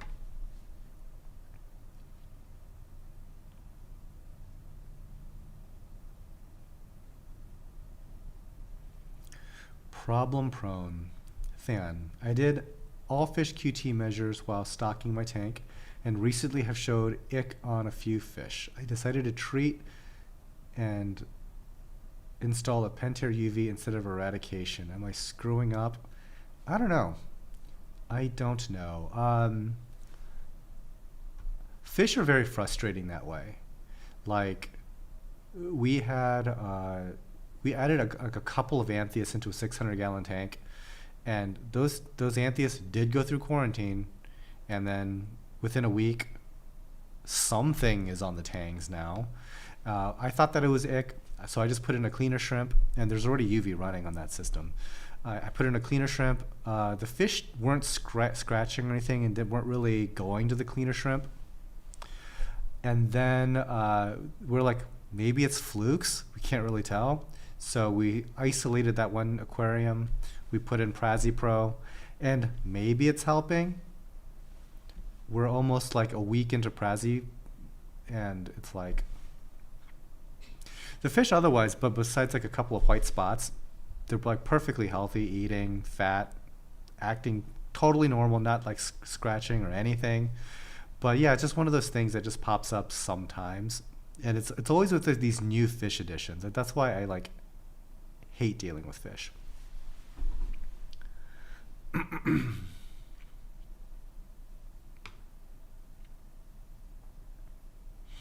Super strong green tea with local honey, zinc and vitamin D. Believe it or not, this is the improved version. Like, I'm just getting over whatever it is that I had. I think it's just a cold. And it's not COVID. I tested for that.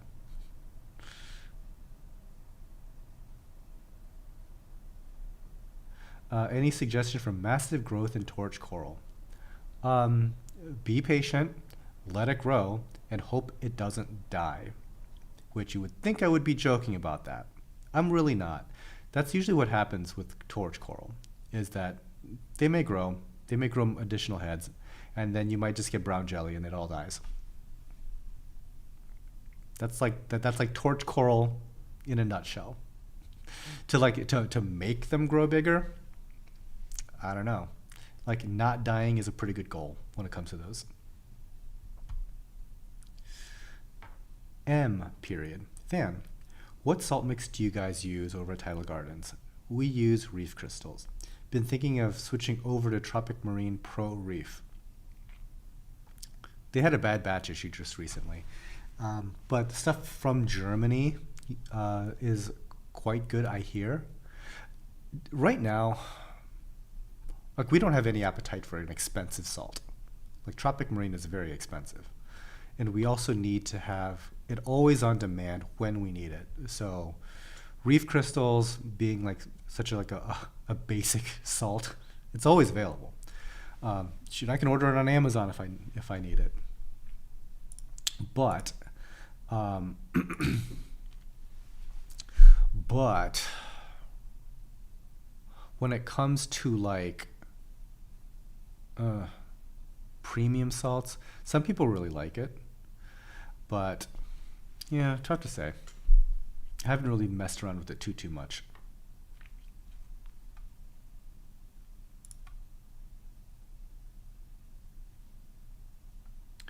Let's see.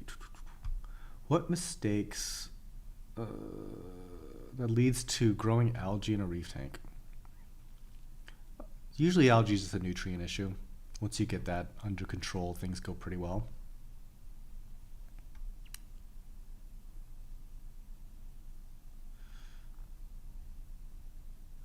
Jordan M. Are there any corals receptive to grafting techniques? I have never... Well, I don't know. Have I? The only one that we've really done here successfully, I would say, is that there's a Paleothoa called, it's like the color morph is a nuclear green, and which is green in color. And then there's one called a purple death, which is purple with a teal tentacle. Anyway, when you put those two close to one another, occasionally you'll get one to fully hybridize, like half-half, which is pretty cool. Some of the other ones, especially in the SPS world, I don't know if like that's so much grafting or if that was like the result of like a sexual hybridization in the wild that then gets cultivated. I've never really seen like gluing two Montipora together and having that actually graft. But I have seen like a lot of Acropora get that kind of that ice cream swirl look. But I think that comes like at the egg settling in stage.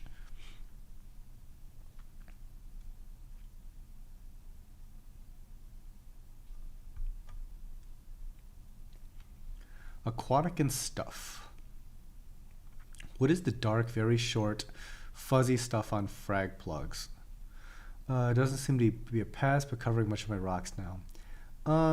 Not sure what it is exactly, because it could be any number of things, but there are like different types of turf algae that are a thing.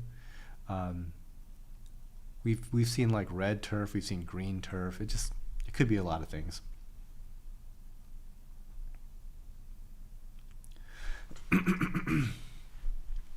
Robbie D. If you have a problem in your tank, it's most likely not your salt. Changing salt is an answer looking for a problem.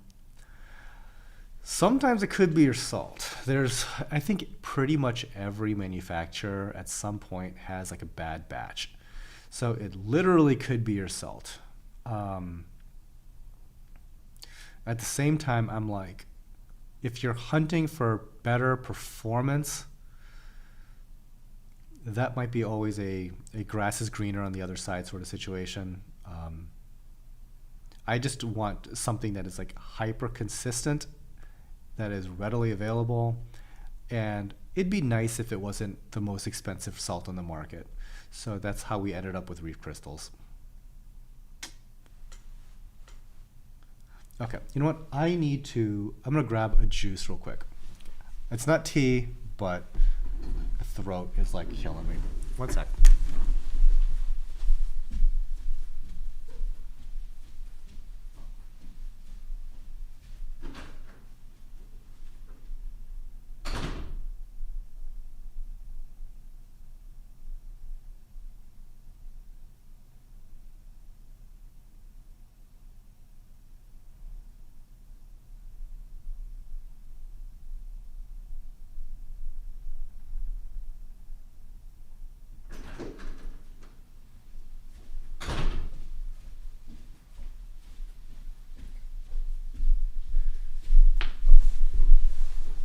And I'm back.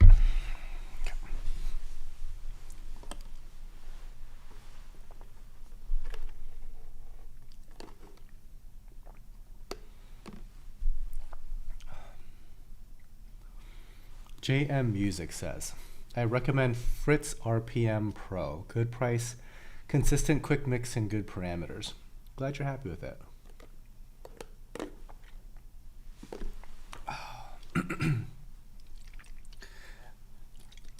I actually know the guys at Fritz. They are also one of like the organizers of AquaShella.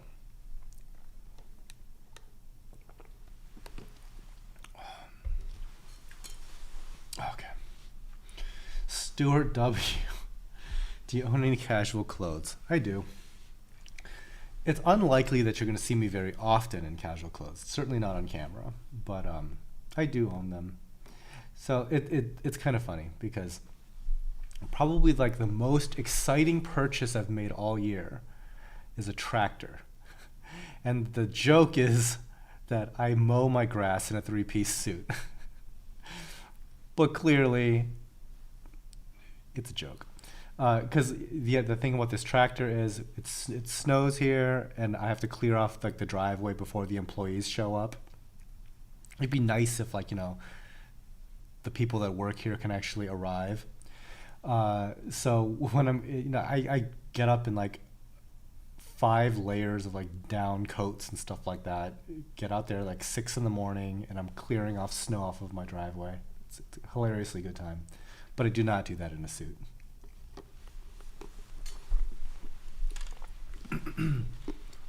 But I do like formal clothing though. I actually, so it's weird, but I actually like it. I wish I had more occasion to dress up more frequently. Like pandemic life, as much as I'm super well geared towards like staying home and doing nothing, I do miss going out and doing some fun stuff occasionally. You know what? Since I've been like having this cold, I haven't even seen the Batman movie yet, and I've been kind of like looking forward to that.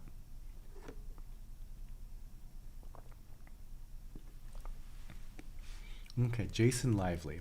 I emailed support to request a later shipping date. Is this the best way to get my 3 orders a couple of weeks from now? Yes. That Ben will likely follow up with you on Monday and get you on the calendar. Nothing wrong with a nice suit. Well, here's the other thing. Like, especially when it comes to like men's clothes, it is so easy to like follow the recipe and you end up looking like really good. And the suits, if you buy a suit of any quality, they last you pretty much as long as your body stays roughly that same shape. Because like the fabric itself isn't really going to go bad in your lifetime. So you end up spending, even if you spent a shocking sum of money on a suit, you end up spending less than a lot of people do on casual clothes. Like I'm positive that I spend less on my clothing than most adults, but I end up with like just a few items that just last forever, and then the next year I get something else and it lasts forever, and you just kind of add this forever wardrobe. And the nice thing is, after the age of 30, And if you just like wear suits and stuff like that and like just nice shirts, it's like it just never really goes out of style. You know, it's like this kind of classic style just kind of hangs around for 100 years.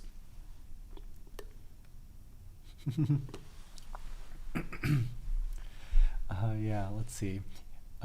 Peter T. There was a pic of Than in casual clothing on IG. I didn't even recognize him. Yeah. Well, it's funny because I think that like I've got like two gears. It's either suit Than or it's like pajamas Than. So you probably saw the pajama day.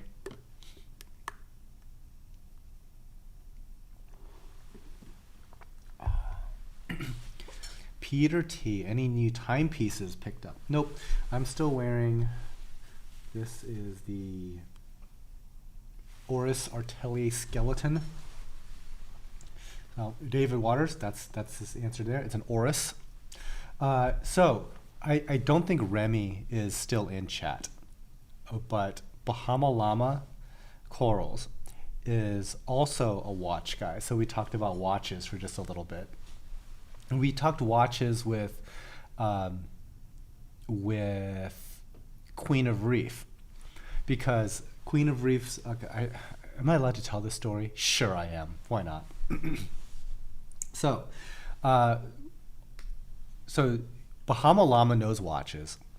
I know watches, and then Queen of Reef tells the story of her mom about the one time that she threw away her dad's Rolex. And she threw away her dad's Rolex because, quote unquote, it's green and ugly. So, watch people out there that know anything about watches, there's no combination of Rolex and green that is cheap. Okay? Like, they are the variants. There's like 3 variants of green Rolexes. There is a all green, it's a green on green Rolex Submariner that's nicknamed the Hulk. There is a green with black face Rolex Submariner that's nicknamed the Kermit. And then there is a solid gold green face Rolex Daytona. Okay? So, all of these watches are not really easily attainable. And we said, what did this watch look like exactly, Queen of Reef? And so we pulled up all 3 pictures, and she points to the solid gold Rolex Daytona with the green face. And we showed her the price tag. It's nearly $200,000. And she's like, oh, yeah, my dad was really mad about that. It's like, yeah. And and so Remy was like, I can never meet your mom. I can't do it. So that's my watch story from AquaShella weekend.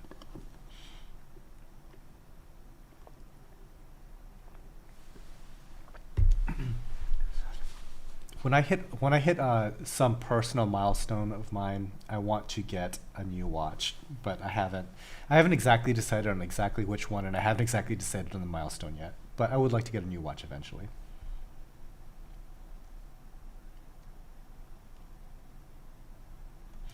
John Waddle, recently found your page. Love how you're involved with your clients about info. Thanks and have a good day. Well, thank you very much, Joe. Glad you like it.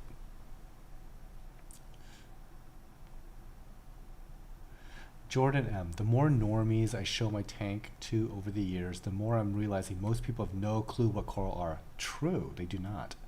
They think they're weird plants or something. At best, they are weird plants.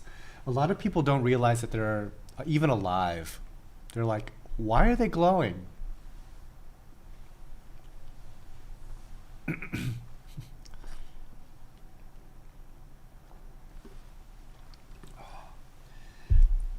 I think you deserve a spotlight on Hodinkee. So for the guys that don't know, Hodinkee is a watch publication. Yeah, those guys are a little crazier than I am about watches. My watch collection wouldn't get their interest, I don't think.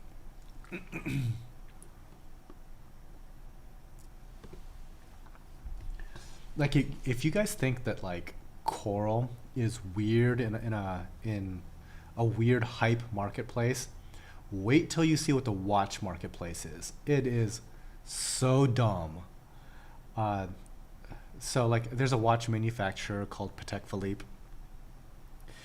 They announced a new watch that has a blue face, a blue dial, and it's Tiffany blue. This watch sold at auction for $6 million or something like that. It's it's and the entire industry is just based on exclusivity. It's like you just because you just can't get it. I mean, even if you had $6 million, you just can't buy one of these. Like just because you have the money doesn't mean you can have one, and that drives people nuts to the point where they'll pay anything, like literally anything. There's some crazy watch collectors out there, and I think that like on the fringes of this hobby, it's kind of like that too. It's sometimes like like our glitter bomb Goniapora, for example. If we sold, if we offered any for sale, they would sell instantaneously, and it's not, and just because somebody has like the hundreds of dollars for one of these things doesn't mean you can just get one. Like we only have so many that we can sell per year sustainably. So it's I guess it's kind of like that. It's nuts. And then on the other hand, you have like some super like easily propagated coral that just like it's like growing out of the water. We can barely keep up with it, and we have to sell that stuff for like $15. Let's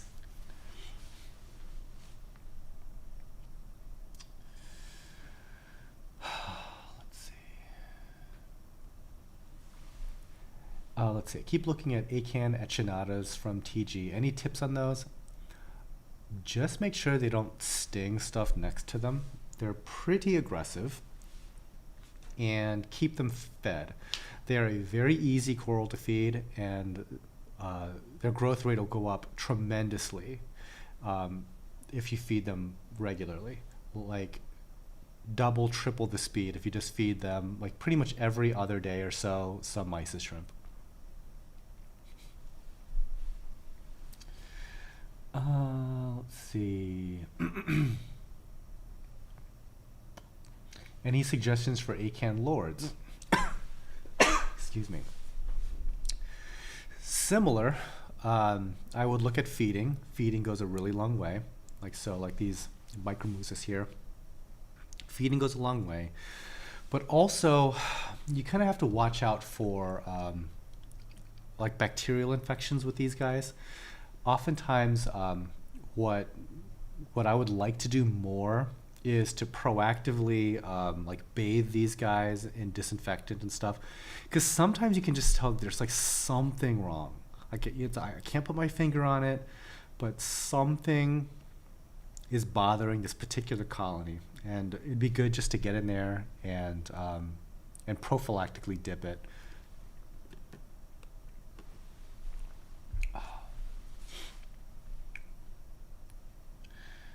Let's see.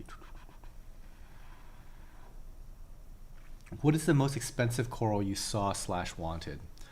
So I only bought one coral at AquaShella, and I spent $800 on it. It's called a Diablo Diaceras plate. They range in price from about $150 to $1,000. So I definitely didn't buy an inexpensive one, but the one that I bought was just a straight up rainbow. Now, a more savvy buyer would buy up all the cheap ones at $150 and hope they eventually develop that rainbow pattern. But I don't live that life. So what I did was I wanted to make sure that I had like the absolute #1 super rainbow genetics, and well, I'll just start with that, and I'll just be patient with it.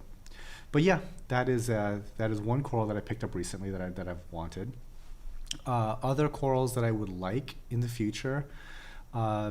There's still some high-end acros and SPS that I would like. And as far as like LPS, I think we always have room for adding in like some more exotic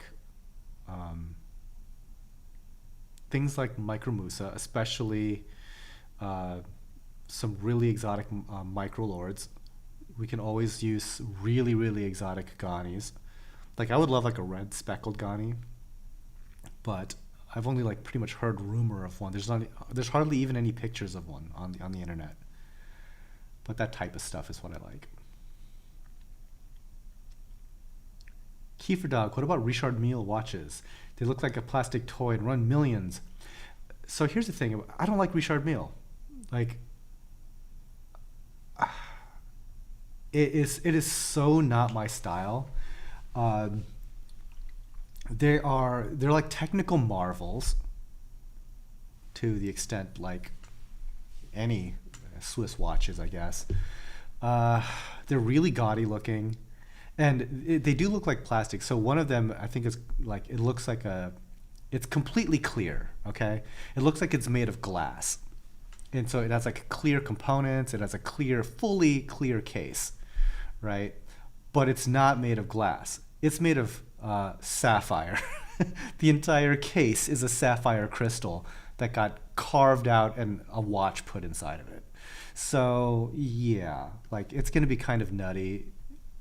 They go for millions, some of them. But no, Richard Mille's trash. Like, as far as like, I don't like them. It was funny because I was looking through my old footage of some of my travels stuff, and this is before I was really into watches. But I was in Singapore, and in one of my clips, there was a Richard Mille boutique at a mall. I don't know why I even told that story.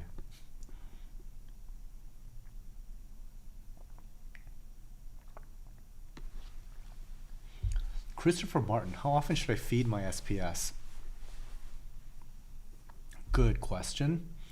I guess it depends on your goals, really.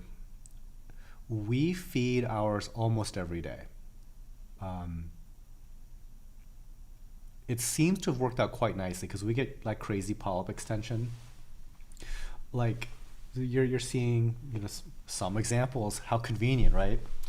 Like again, I'm really big on seeing like really nice polyp extension in acros, and we went a really long time without feeding any kind of amino acid to them. And now that we've started back into doing that, we've really noticed like the polyp extension pickup. So we can comfortably assume that it is from that feeding. So we do like a few mLs per day per tank.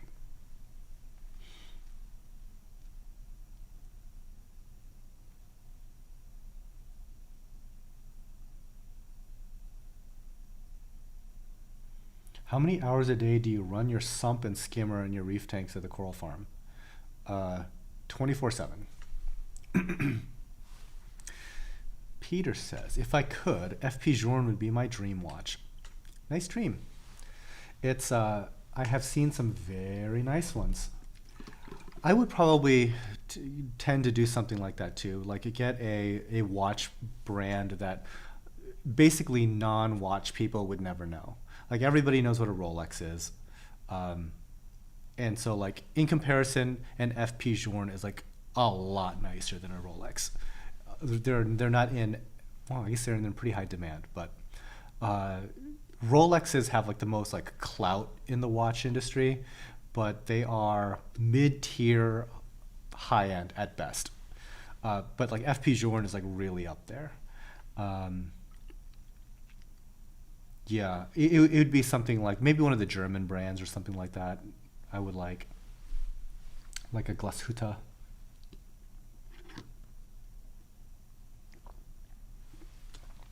And no one is robbing you because you're wearing it like an intricate German watch. Nobody knows what that is. Nobody cares. Billy Sprout, did I miss any Alveopora? I can't seem to find any good sources. I don't know. It is possible. Alveopora. We do have like a couple here and there, but not a lot of Alveopora. And I think that the total number of corals on this show is 230 something. So we are coming close to the end here. Do you like Jacob and Co? No, I don't. Okay, here's the thing. It has to fit under the sleeve, okay? Jacob and Co is like having a fishbowl on your wrist. Ilanga and Zona, for me, yes, I like those a lot.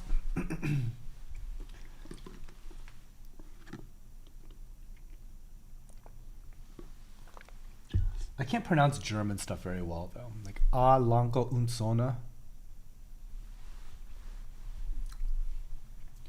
I do a little bit better with the French stuff. But yeah, I was, yeah, we'll see.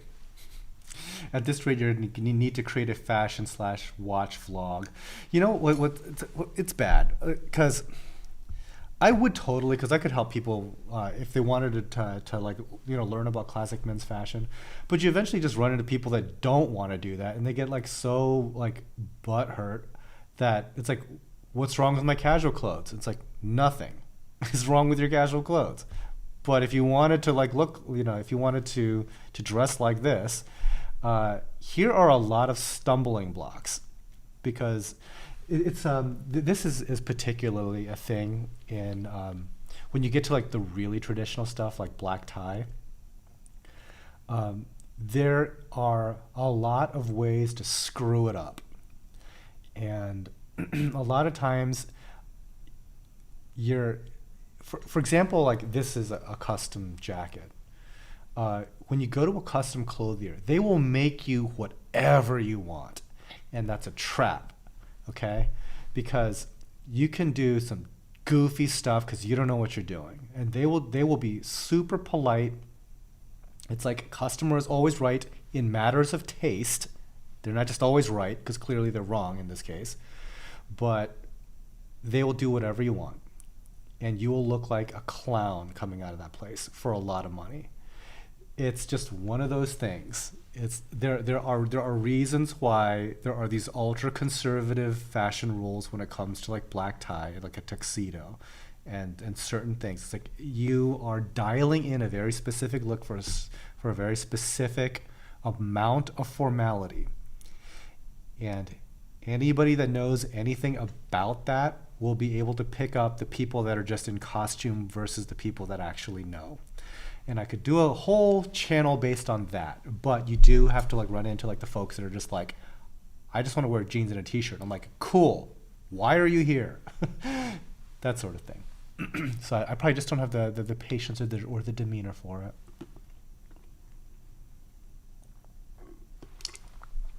Okay. Do you know what species that PC rainbow is? No, I don't. I have no idea.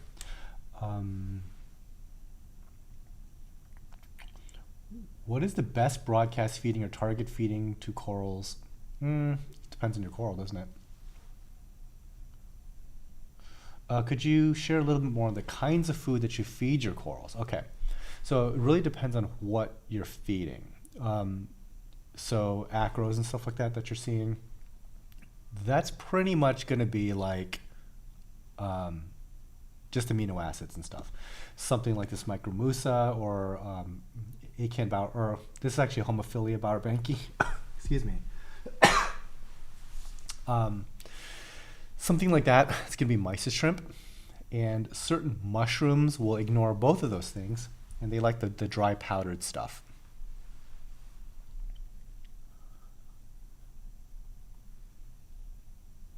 Oris Aquas watches offer by far the best value. It's a very nice watch.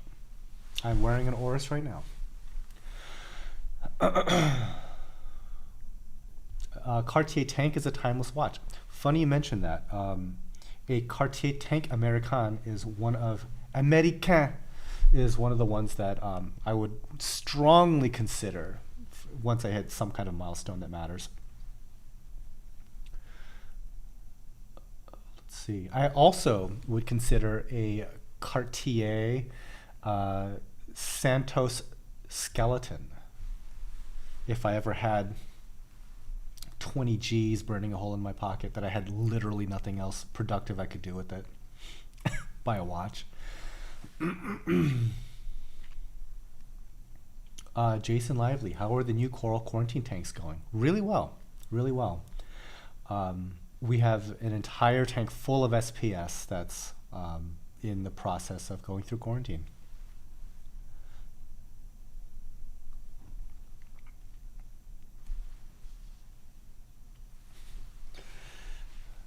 Oh, I was just about to say, it's like somebody was asking about alveopore. It's like looking up. It's like, oh, it looks like we have. Oh, it's not. It's not an alveopore. It's a gani. Oops. Okay. Well, this show is coming to an end, y'all. Let me say my last thank you to the Patreon crowd, Patreon and YouTube members. Okay. Big Lord Chi, Bill Russell, Brandy Camp, Harkins Aquatics, Jeremy Altman, Kent Scipione, Elaine Martinosi, Alan Jackson, Ann Pedersen, Chuck and Meyer, Don Bowman, Ernie Wallace, Greg Zimmerman, Jordan Marty, Keith Singer, Kyle Jameson, Lisa Clow, Michael Shelley, Puddle Aquatics, Rebecca Hall, Reef Infidel, Santa Nomine, Skylar Korn, Sue Hemmons, The Classroom Reef, Thomas Tarrant, Tim Garner, and Trevor Joseph Overbeck. And on the YouTube member side, Herb777, Keith Holland, Jacob Reikerson, Justin Harden, Jeremy Place, 328 Reef, and 2 Please Coral Reefs. Thank you all so much for supporting this channel. Whew. After this, I actually get to rest my throat and lungs a little bit. I'm not used to talking this much with a cold. The Herm 14, are you still dealing with any weather issues when it comes to delivery? Great stream. No, things are fine. These days, like the temperatures and everything have been totally manageable. So right now it's snowing out. It's cold. That literally just started yesterday out of nowhere. We were getting like nearly 70-degree weather, and then come like Thursday of this coming week, we're going to be getting like almost 70 degrees again. So the temperatures here are very schizophrenic like that. It's not a big deal. We figure it out. A Rolex is like a Lamborghini, and a Cartier has class like an Aston Martin. I would argue that a Rolex is like a John Deere lawnmower. Like Rolexes are famous for being tool watches. Like they are, you know, strangely, you're right. They are like a Lamborghini, but not the sports car. They're like the tractor, like the Lamborghini tractor. That's what they are. That's actually perfect. Yeah, I take that back. You're right. You are absolutely right.